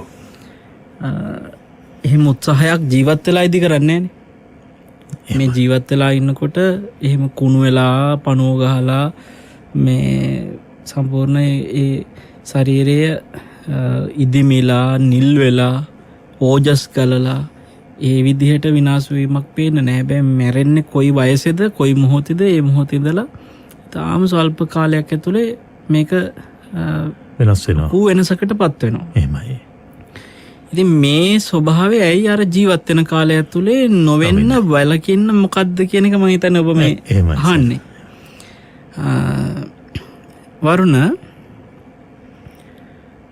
කෙනෙකුගේ කයක් තමන්ගේ ආයුෂ අවසන් කරනකොට එයා කියන මැරෙනකොට අත්හැරලා යන කාරණා තුනක් තියෙනවා. ආයුෂයි උණුසුමයි විඥානයයි. එහෙමයි. එතකොට මේ විඥානය බැහැරවීමත් එක්ක තමයි වරුණ හිතේ තියෙන ක්‍රියාකාරීත්වය සම්පූර්ණ අත්හැරෙන්නේ. ගම්ම දරකඩක් බවට පත් වෙන්නේ. එහෙමයි. එතකොට මේ ඔය ප්‍රශ්නේ ඔය කුණු වෙලා යන මේ සම්පූර්ණ විකෘතියකටපත් වෙන කතන්දරේ සම්පූර්ණ බලපාන්නේ ඔය කාරණා තුනේ ආයුෂ උණුසුම විඥාන කියන එකේ උණුසුම නිරුද්ධ වීම. උණුසුම නිරුද්ධ වීම. උණුසුම නිරුද්ධ වීම. ඒකේ අනිත් ප්‍රශ්නේ තමයි දැන් යම් දෙයක් සීතලව තියෙනකොට වැඩි කාලයක් තියාගන්න පුළුවන් කියන්නේ. දැන් වරුණ ඔබ දන්නවා සාමාන්‍යයෙන් අපිට කෑමක් කනකොට දැන් මිනියක් වුණත් දාන්නේ අදිසීත කරන එකටනේ. එහෙමයි. නේද? ඒ අදිසීත ස්වභාවෙත් එතනත් මේ තේජෝ ධාතුවේම කතාවක් තමයි එතනත් තියෙන්නේ. උණුසුම සීතල කියන එක ඇදලා. දැන් ඔබ සාමාන්‍ය සරල විදිහට මෙහෙම හිතන්න. අපි කෑමක් සාමාන්‍ය විදිහට තියනකොට ඒක අපිට ආහාරයට ගන්න පුළුවන් කාල පරිච්ඡේදයක් තියෙනවා. ඔව්. දැන් ඔය අද්ධාන පරිච්ඡේද කියන එක අපි කතා කරද්දී මිනිස්සුන්ගේ කයට කාල පරිච්ඡේදයක් නිශ්චිතව නැහැනේ. ඔව්. හැබැයි කෑම් බීම වල කල්ලිකුත් වීමේ දිනයක් තියෙනවානේ. නිශ්චිත දිනයක්. ඒතර ඒ දිනේ පයින්නකොට ඔන්න ගාවන්ට පොස් කාගෙන එනවා. ඒ වෙනස පේනවා. වෙනස පේන්න ගන්නවා. එතකොට මේ මිනිස්සුන්ට ජීවිතේ ඔය විදියට කල්ලිකුත් වීමක් කියන එකක් කොතන අවුරුදු 10න්ද 20න්ද 30න්ද 40න්ද 50න්ද කියන්න බෑ. තියෙන්නේ තනිකර අන්න ඔය කියපු ආයුෂය උණුසුම විඥානේ බැහැර. දැන් අපි කෑමක එහෙම තියෙනකොට අපිට උදේ උයාගත්ත එක සමහරලාවට හවස් වෙලා කන්න ගියොත් සමහරලාට යාට පිල්ලු ගතියක් වගේ වෙනසක් තියෙනවා. එනවනම් ඒ එන්න කලින් එයා උත්සාහ කරන එක තවදුරට පවත්වා ගන්න. ඔව්. මොකක්ද ඒකට එයා කරන්නේ? ඒ කැම ටික රත් කරලා ගන්නවා. එහෙමයි. මයික්‍රෝ එකකට දානවා වගේ අවන් එක දාගෙන රත් කරනවා. එහෙම නැත්නම් ලිපක තමන්ගේ කැම ටික ආයි රත් කරගන්නවා. ඒ තුලින් තමයි වරුණ එයා ඒකේ අර ජීව ගුණය තව ආරක්ෂා කරගන්නේ. මේ කයෙත් ඒ වගේමයි. හැබැයි ඒ කෑම ටිකම දැන් ගොඩක් පිට රටවල ලෝක තියෙනවා සාමාන්‍යයෙන් දානේ බොහෝ රටවල වල ස්වාමීන් වහන්සේලාට දානේ පූජා කරන්න ඉන්නේ රැයට. බොහොමයක් රටවල වල මේ ඒ කියන්නේ උදේ දානේ දවල් දානේ දෙකම දෙන දායකයෝ දාන ටිකක් තරම් කලින් දා රාත්‍රිය එනවා. එහෙමයි. ස්වාමීන් වහන්සේලාට වෙන් කරලා උදේ දානයයි දවල් දානයයි මේ ගිලම්පස පූජාවකුත් තියලා පින් අනුමෝදන් කිරීම සියල්ලත් සිද්ධ කරගෙන එයාගේ ගෙවල් වලට යනවා. අර දාන ටික එහෙම ෆ්‍රිජ් එකට දානවා. ඒකත් අදිසීත ඩීෆ්‍රීසර් එකට දානවා. ෆ්‍රීසර් එකේ දාලා ස්වාමීන් වහන්සේලා පහවදාට කියන්නේ ඒක දැන් ඔය හිම රටවල් හිම තියෙන කාලයකට උනත් ඒ ආහාර බොහෝ කල් පවතිනවා. ඊට පස්සේ මයික්‍රෝ එකකට දාලා දවල් දානේ උදේ දානේ ඒ වෙලාවට දානේ ටික රත් කරලා තමයි අරගන්නේ. එතකොට සීතකරණේ සීතලත් හේතුවක් වෙලා තියෙනවා. ඔව්. ඒ අදි සීත ස්වභාවය ඇතුළෙත් ආහාර ටිකත් ඒ වගේම පරිස්සම් වෙනවා. කයක් උනත් මැරුණත් අදි සීත කරපු තැනදී පරිස්සම් කරගත්තා. දැන් ඔය නන්නාඳුරන මල සිරුරු මාස ගණන් තියෙනවනේ අදිශීත කරන්නේ. අදිශීත කරන මාස ගණන් අවුරුදු ගණන් තියෙනවා සමහරවිට. එහෙමයි. ඔව්.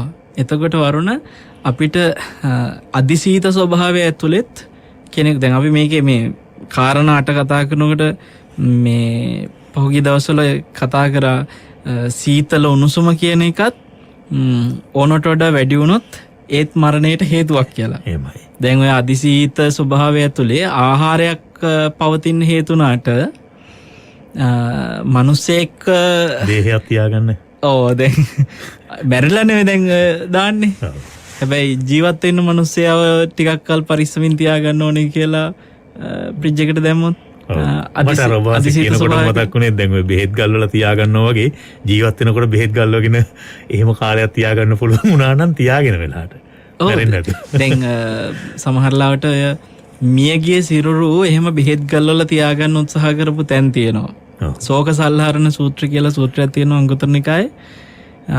ඒකෙත් තියෙනවා ඒ රජ්ජුරුව යාගේ බිසව මැරුණාට පස්සේ එයාට තියෙන ශෝකයට එයා ඒ දේවියගේ සිරුර තෙල්වල ගල්වල මේ බෙහෙත්තුරුවක වගේ දාලා එයාගේ කාමරේ තියාගන්නව කුණු වෙන්නේ නැති වෙන විදිහට බොහෝ කාලයක් තිස්සේ.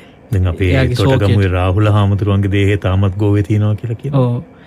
ඉතින් ඒ ශෝක සල්හරණ සූත්‍ර වෙච්ච සිද්ධිය එදා රහතන් වහන්සේ නමක් ඒ මිනිස්සයාට ඒ රජ්ජුරුවන්ට මේ කෙනාට මේ සම්පූර්ණ මේ ජීවිතේ ස්වභාවයේ පහදලා දුන්නම එයාගේ ඇස් ඇරෙනවා. ඊට පස්සේ තමයි එයා ඒ දේහය අවසන් කටයුතු ටික කරලා ඉවර කරන්නේ. නැත්නම් එයාත් තියාගෙන ඉන්න එයා මරණකම්ම එයාට ඒ දේහේ බල ඉන්න පුළුවන් විදිහට එයා උත්සාහ කරා.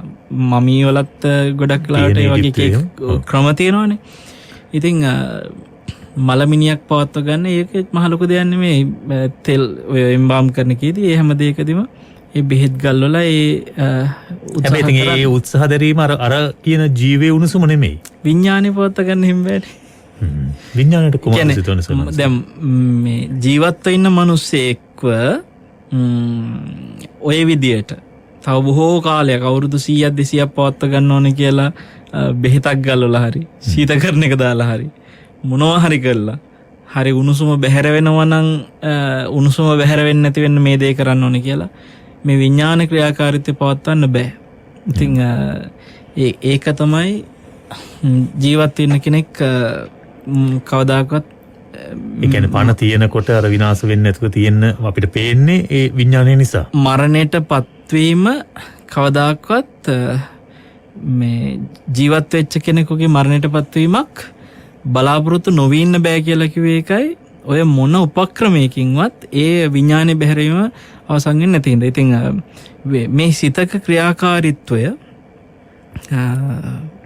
යම් කිසි කාල පරිච්ඡේදයක කියලා අපිට කියන්න බැරි වුණාට අර ආයුෂ කියන එකේදී දැන් ආයුෂ උණුසුම විඥාන කියලා උතන තුනක් කතා කරන්නේ. මෙතන ආයුෂ කියන එක හැමතිස්සෙම තීරණය කරලා තියෙන්නේ කර්මයත් එක්කම. ආයුෂ කියන්නේ ජීවත් වෙන කාලය. කර්මයම නෙමෙයි. දැන් උතන ආයුෂ කර්මෙත් එක්කත් බලපානවා කියන එක අපි මෙතනදී දැනුවත් කරන්න ගියේ. සමහර වෙලාවට එයා මේ අපි කියන්නේ මෙච්චර ආයුෂ ප්‍රමාණයක් ගෙනල්ලා තියෙනවා එයාගේ කර්මෙත් කියලානේ.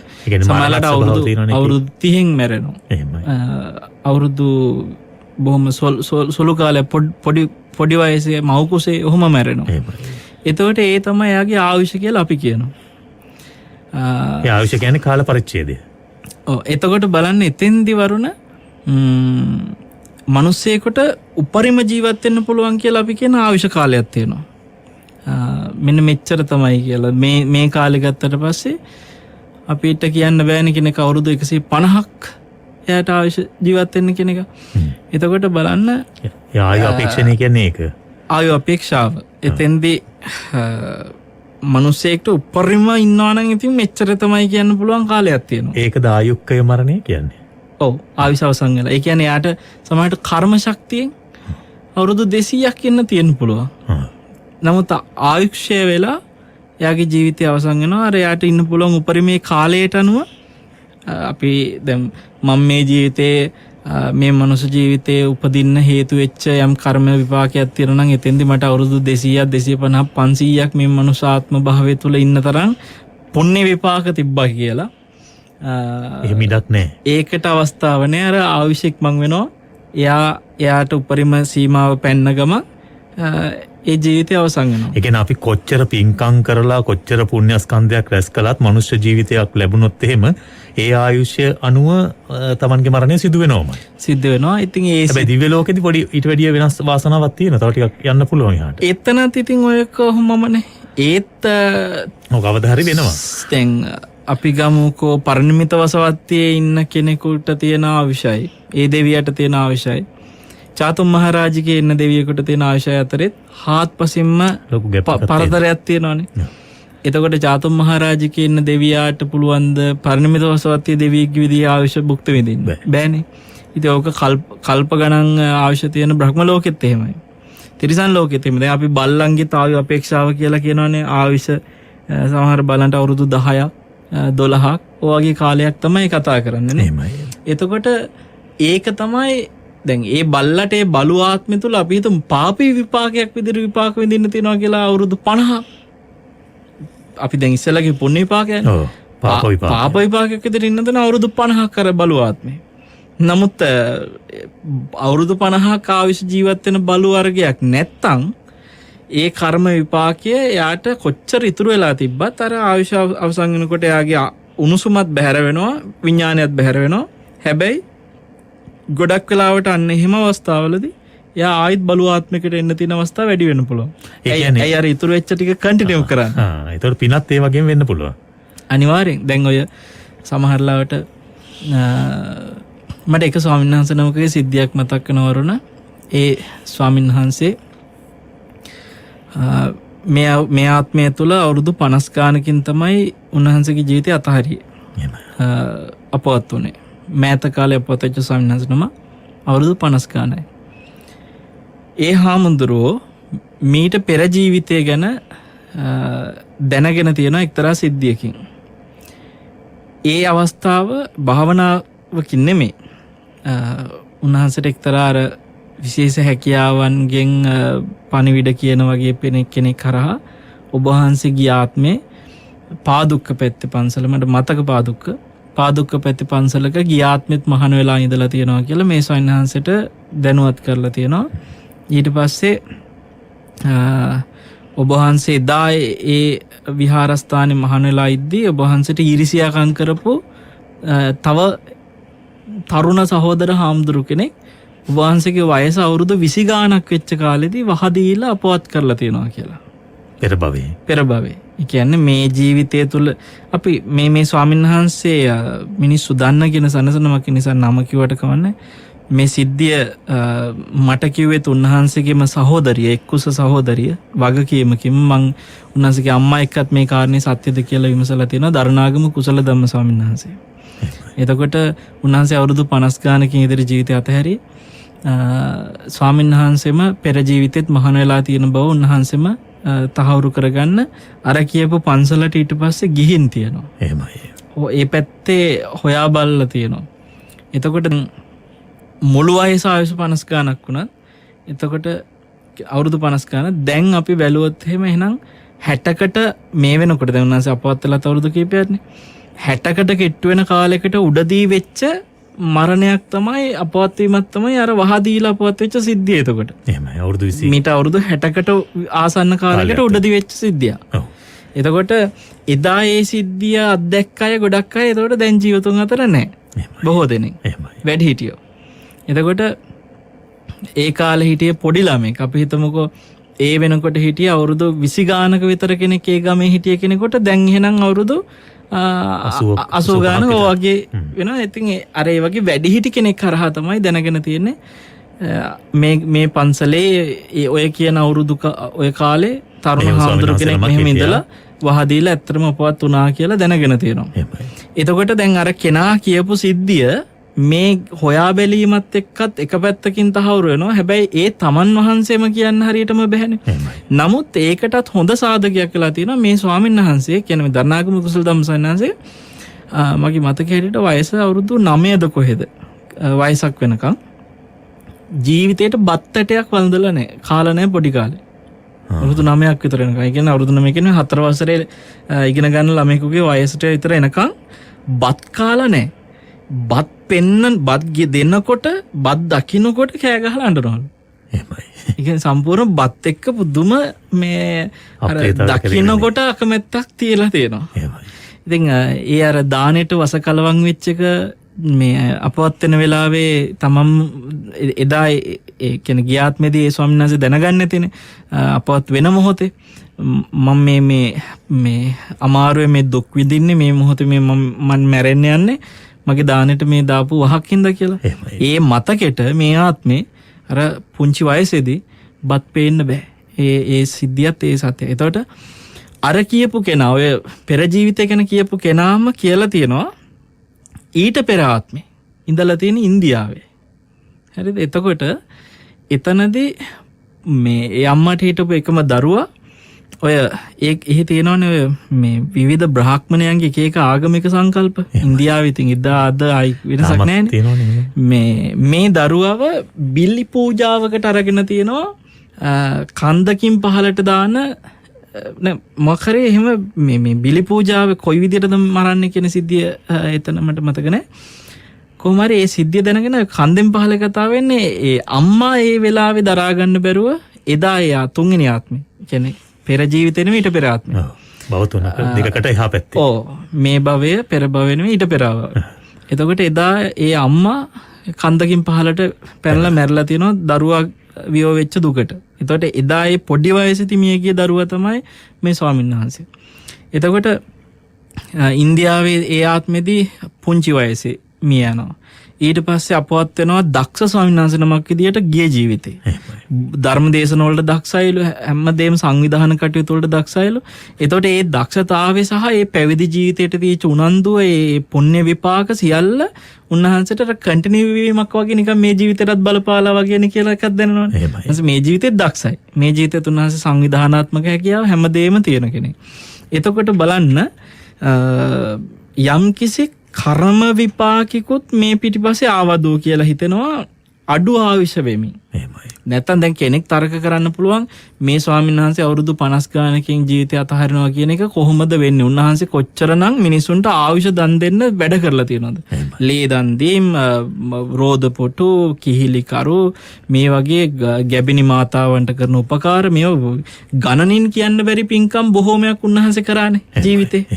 සමහරලාට අනිත් තව සයින්නාස නමකට දෙවනි වෙන්නේ නැති තරම් පින්කම් ප්‍රමාණයක් උන්වහන්සේ කරලා ඇති.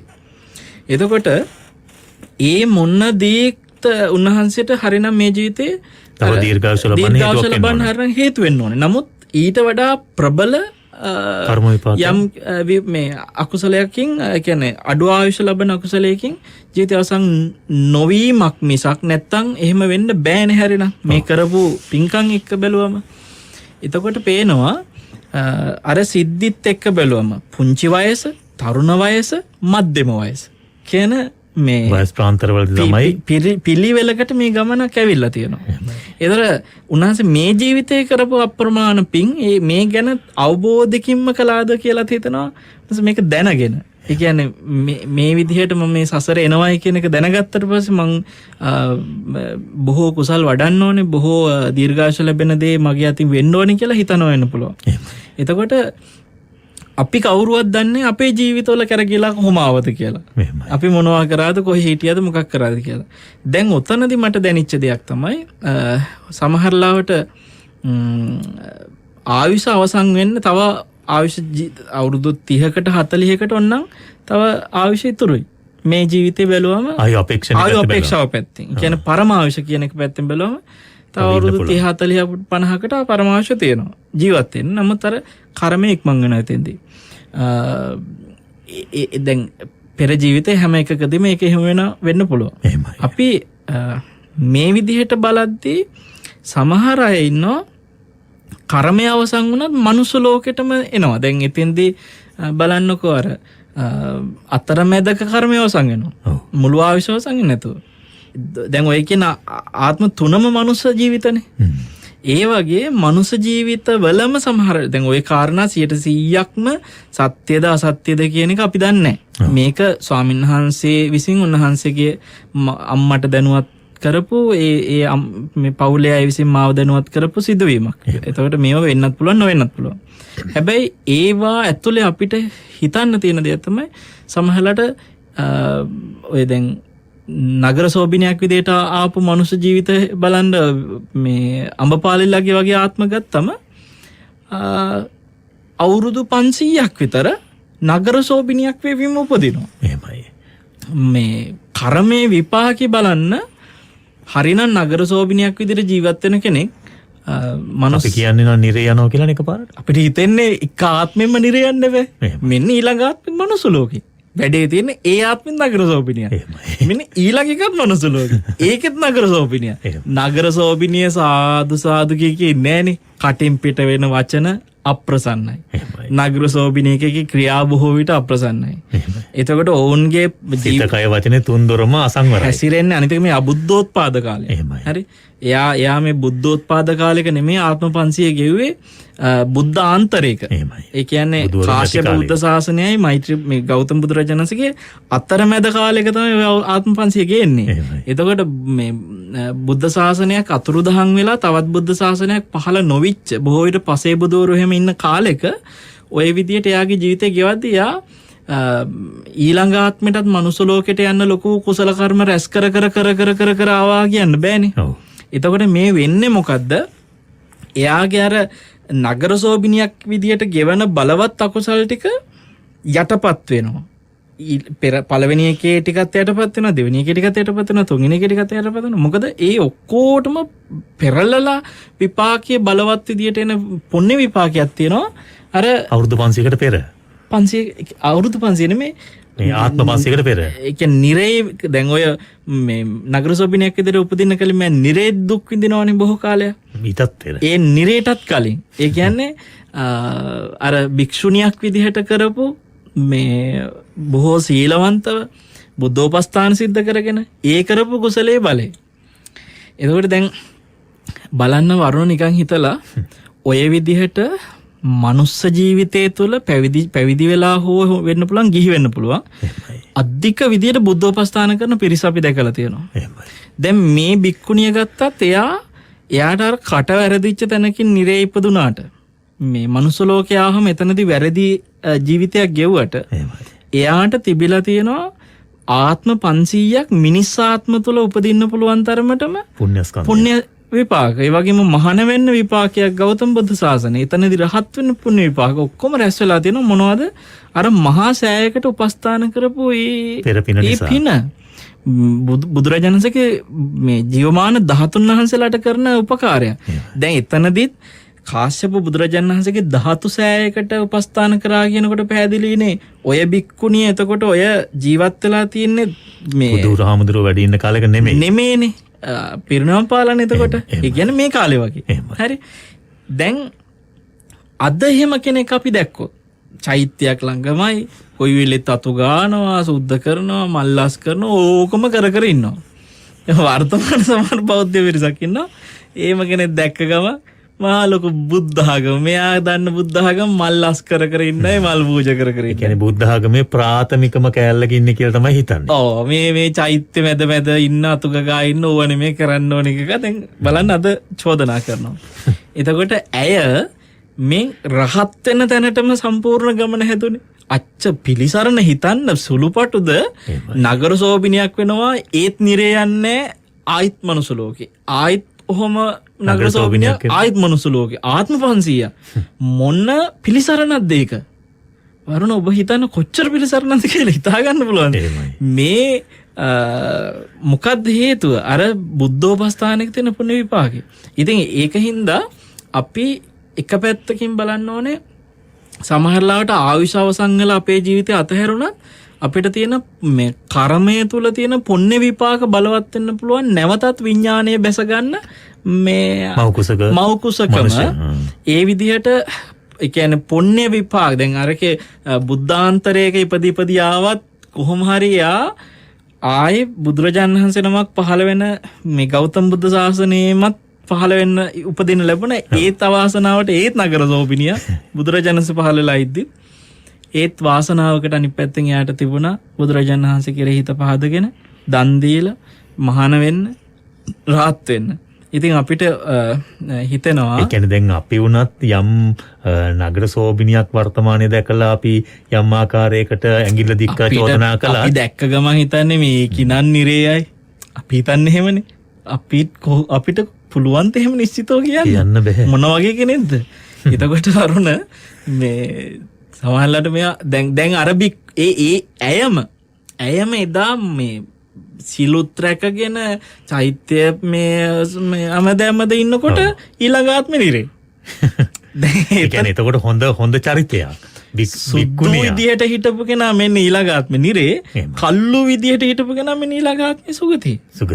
කර්මයේ හැටි බලන්න. දැන් අපි අද දැක්කොත් එහෙම අපි අර වගේ නගර සොබිනියක් වගේ කෙනෙක් දැක්කොත් එහෙම ආපෝ කිනන් යයි සුගතිය කියලා අපිට හිතේ.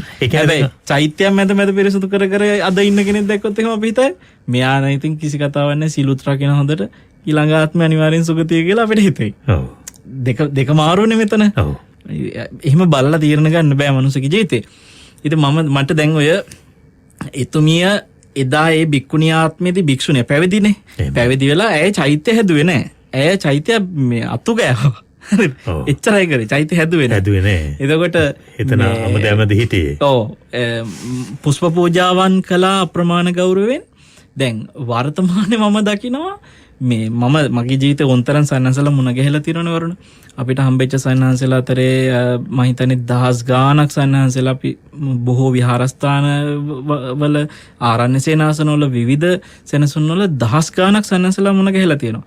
මම ওই සියලු සන්නහන්සලා අතරේ චෛත්‍ය රාජානන් වහන්සේලා ඉදි කරන්න පුදුම හසල දක්ෂතාවයක් විතර නෙමෙයි. ඒච්චර දෙයක් කරපු ස්වාමීන් වහන්සේලා අතරේ මේ නෙල්ලිගල හාමුදුරුවෝ තරම් හාමුදුරු කෙනෙක් තව දකින්නේ නැහැ. හරි. එතකොට දැන් මට වෙලාවකට නෙල්ලිගල හාමුදුරුවෝයි ඔය දැන් අම්බපාලිගේ දායේ ආත්මයක ගත්තම අපිට පේනවා දැන් ඇයත් මහාන වෙලා චෛත්‍යයක් හදන්නේ අච්චර චෛත්‍ය මේ අමදපු එකට ඇයට මේ තරම් මනුෂ්‍යාත්ම භාව වලින් බුදු කෙනෙක්ගේ ජීවමාන කාලේ මේ රහත් වෙන්න භාග්‍ය ලැබුණානේ කියලා දැනනකොට කල්පනා කරේ චෛත්‍යයක් එහෙම අතු ගාලා නිලගල හාමුදුරුවෝ වෙනකොට මම හිතන්නේ චෛත්‍ය රාජන් වහන්සේලා 19කට ආසන්න ප්‍රමාණයක් මිනිස්සු දහස් ගණනින් වඳින චෛත්‍ය රාජන් වහන්සේලා. එහෙමයි. නැතු මේ කූරගලත් ඒ ආකාරතා දැන් මිනිස්සු කොච්චර පොඩි කනවද මේ කූරගල අසදිසි මහසෑයට උදව් කරා. තාම මාස 3ක වගේ කාලයක් මම හිතන්නේ මේ වෙනකොට චෛත්‍ය රාජන් වහන්සේගේ ගර්භෙනුත් භාගයකට ආසන්න වෙන්න අඩි 100කටත් වැඩි උස ඒ චෛත්‍ය රාජන් වහන්සේ ඉදි කළා. එතකොට දැන් අපිට ඕකේ පේන්නේ මෙහෙම උන්වහන්සේ රැස් කරන පින විතරක් නෙමෙයි. උන්වහන්සේ වටා මේ වෙලාවේ තව ස්වාමීන් වහන්සේලා කීප නමක් සම්බන්ධ වෙලා පින් රැස් කරගන්නවා. එතන සම්බන්ධීකරණ කටයුතු කළා. මම දැක්ක දමිත හාමුදුරුවෝ කියලා ඉන්නවා. කොටපොළ දමිත. ඔව් ඒ වගේ ස්වාමීන් වහන්සේලා දිවාරය නැතුව අර චෛත්‍ය රාජන් වහන්සේ විතරක් නෙමෙයි ඒ භූමිය තුල මේ වෙනකොට මුළු විහාරාංග ඔක්කොම ඔය කූරගල කොට නැගෙනවා. ඒ හැම එකකටම කරන කැපකිරීම ටික බලනකොට උන්වහන්සේලාටත් ඒ අවස්ථාවට කවුද මේ මග හදලා දීලා තියෙන්නේ? ඒත් බලන් ගියාම නෙල්ලිගල හාමුදුරුවනේ. සහ අපේ ශ්‍රාවකයන්ටත් ඒ දෙයම තියෙනවනේ. ඒක තමයි දැන් මම පැවිදි ස්වාමීන්වහන්සේලාගේ පැත්තෙන් ඊළඟට එන්න හැදුවේ එතෙන්ට. ඒතර ගිහි අයගේ පැත්තෙත් අද ඔතෙන්ට ගඩොලක් හරි පූජා කරන අය. ඒ වෙනුවෙන් සහභාගී වෙන අය, ශ්‍රමයෙන් සහභාගී වෙන අය. අපේ හමුදාපතිතුමත් අප්‍රමාණ වෙහෙසෙනවා. එතුමා ඒ වෙනුවෙන් අවශ්‍ය කරන සම්පාදන කටයුතු සිදු කරනවා. මම හිතන්නේ සෙබල පැත්තෙන් විතරක් නෙමෙයි. කියන්නේ වෘත්තීන් දැන් සමහර එතන රණවිරුවෝ ඉන්නේ ආයුධ අතේ තියාගෙන මේ යුද පුහුණු වෙච්ච රණවිරුවෝ යුද්ධ කරන්න කියලා. දැන් ඔය දේශපාලකයන්ටත් එහෙම හිතේ තියෙනවනේ රණවිරුවෝ යුද්ධ කරන අය විතරයි ඒගොල්ලෝ ඉන්න ඕනේ යුද වින් වල විතරයි ඒගොල්ලෝ එන්න බෑ මේ අනිත් වැඩ වලට අත දාන්න කියලා.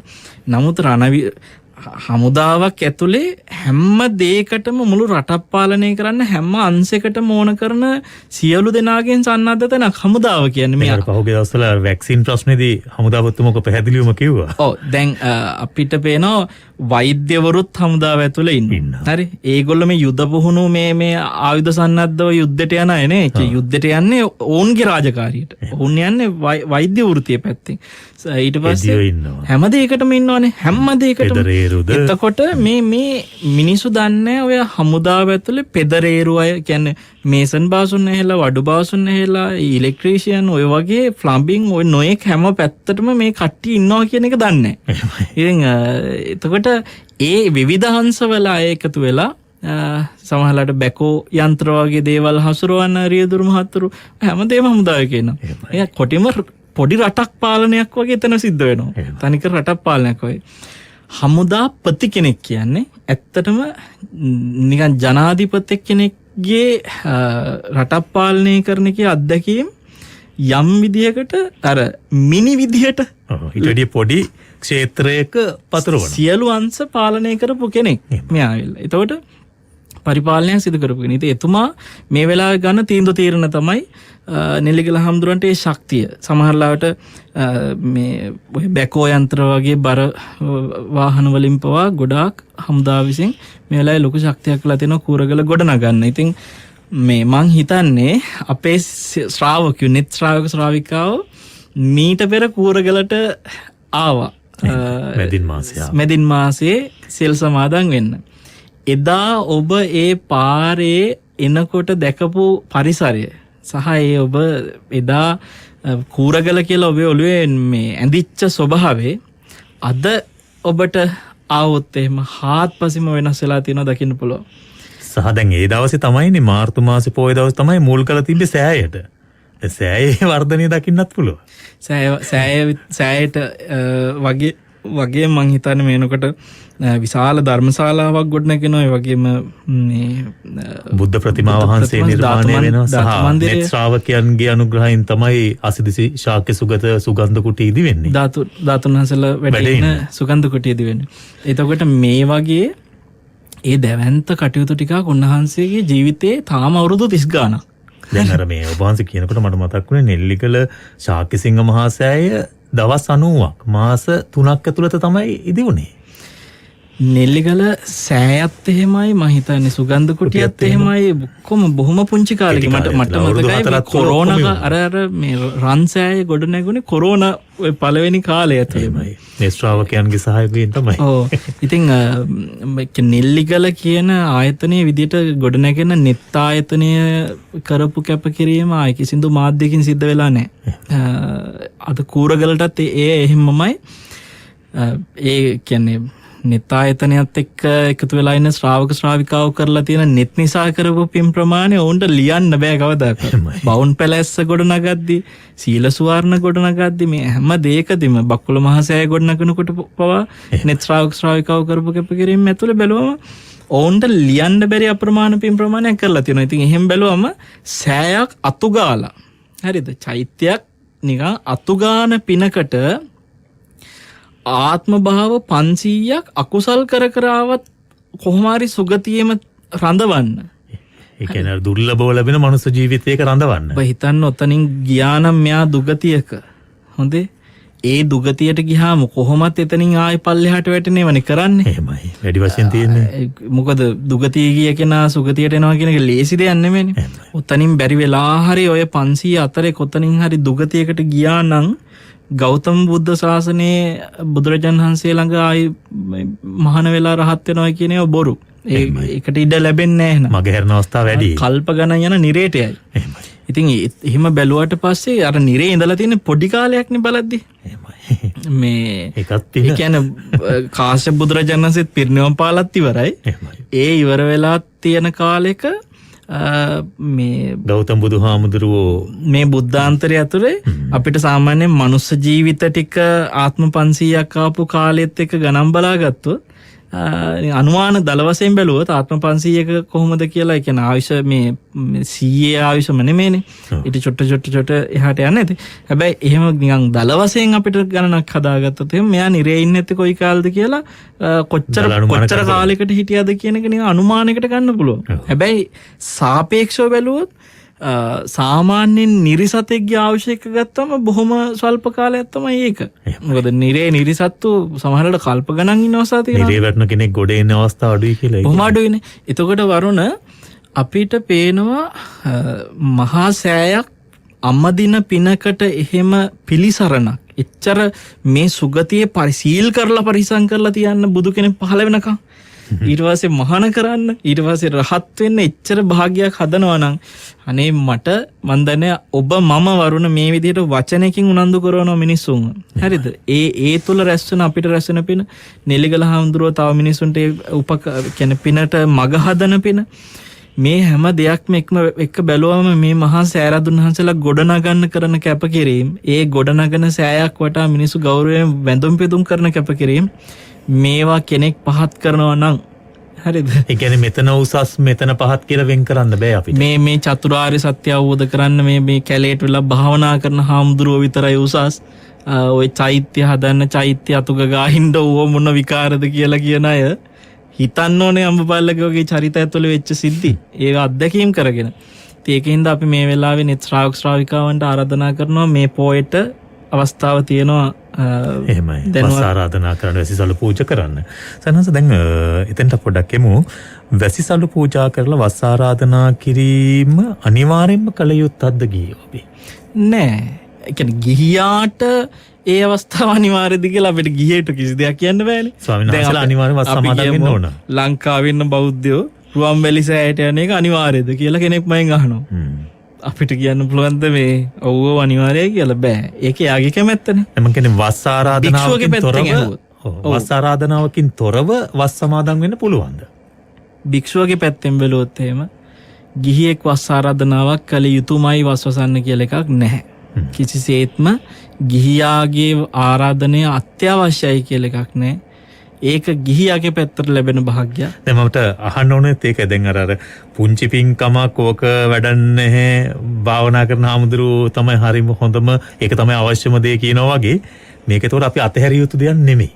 කිසිසේත්ම නැහැ. මොකද හේතුව මේක මේ හාමුදුරුවන්ට ඕන අවශ්‍යතාවයක් නෙමෙයි. හාමුදුරුවන්ට ගිහියෙක් ආරාධනා කළත් එකයි නැතත් එකයි උන්වහන්සේ කැප සුදුසු තැනක උන්වහන්සේට ඒ වස්සාන කාලේ ගත කරන්න පුළුවන්. එහෙමයි. ගිහියෙක්ගේ ආරාධන නැතුවත්. එතකොට ගිහියාට මේක තියෙන අවස්ථාව දැන් මහා සෑයේ වැඩ ඉන ධාතුන් වහන්සේලා කිසි මිනිහෙක් එතෙන්ට ගියත් නැතත් ධාතුන් වහන්සේ නිරුපද්‍රිතව වැඩ ඉන්නවනේ. නමුත් ඒ වැඩ ඉන්න ධාතුන් වහන්සේගෙන් ප්‍රයෝජනයක් ගන්න එක තියෙන්නේ අපිට තියෙන භාග්‍යයක්නේ. එහෙමයි. ඒ වගේ භික්ෂුවක් වස්වසනවා කියන එක සාමාන්‍යයෙන් වරුණ හැමදාම හැම කාලෙම කරන්න ලැබෙන දෙයක්වත් නෙමෙයි. ඒ වගේම මේ ස්වාමීන් වහන්සේලාට වස්වසන්න තියෙන මේ රටේ මිනිසුන්ට තියෙන භාග්‍ය වෙන කොහෙවත් රටක නැහැ. ඒකත් බලන්න ඕනේ. දැන් මේ දැන් අර ඔබ වහන්සේ කිව්වා වගේ බුද්ධාන්තර කාලයක ඒ මොනනේ වස් කියන දෙයක් නැති ඒත් නැහැ. හරිද? ඒව විතරන්නේ දැන් මේ බුද්ධ ශාසනය හොඳට පිහිටලා තියෙන කාලේ සමහර රටවල් වලට ගියාම මේ රටවල ස්වාමීන් වහන්සේලා නැහැ. දැන් ඔය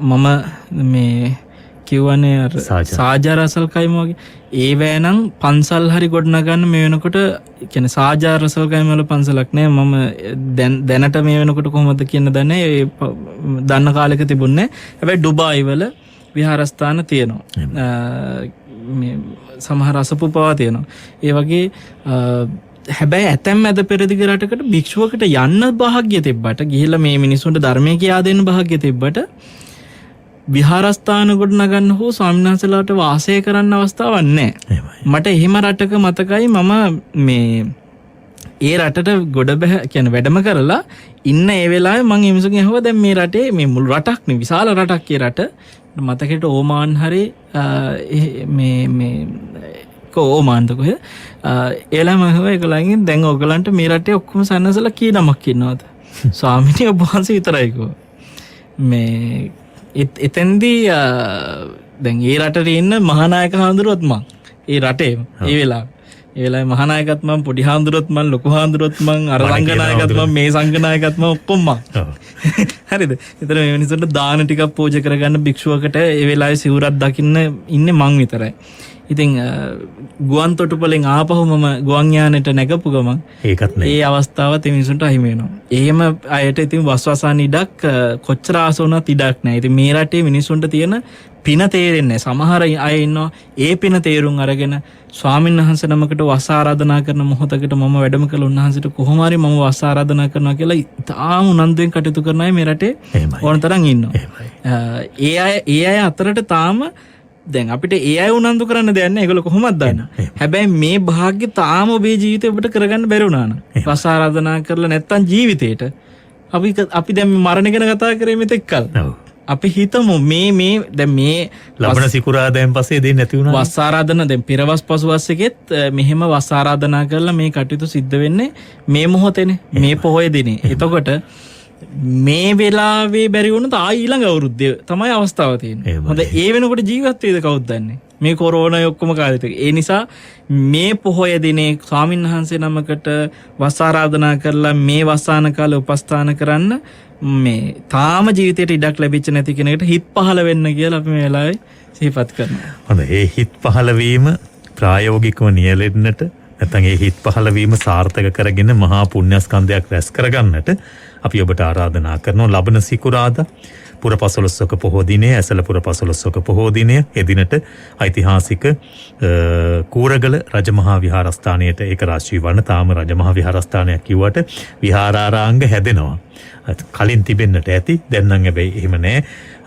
මිත්‍යා දෘෂ්ටික බලපෑම් නිසා වියකිලා ගිහිලා තිබුණ නැවතත් පණ ගහලා නැගිට්ටවල ශාසනයට උරුම කර දෙන්නට දරන උත්සාහයක් අපේ නෙල්ලිගල හාමුදුරුවෝ. ඉතින් ඒ සඳහාත් ඔබට විවිධාකාරයෙන් උපකාර කරන්නට අපත් සමග එකතු වෙන්නට ආරාධනා කරමින් අද වැඩසටහනින් සමුගන්න මොහොතේ නැවතත් ආරාධනා කරනවා පොයේ දවසේ කූරගලට එන්න කියලා.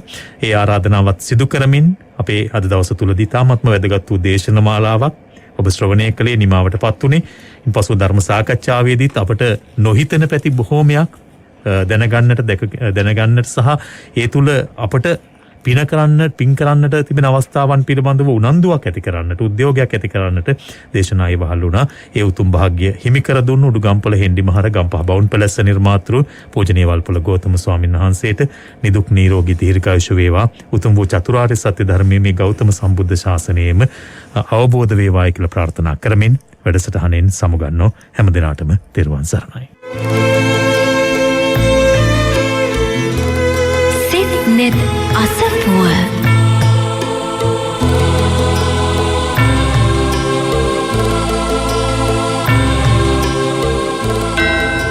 සියල් සතගේ දුක දුටු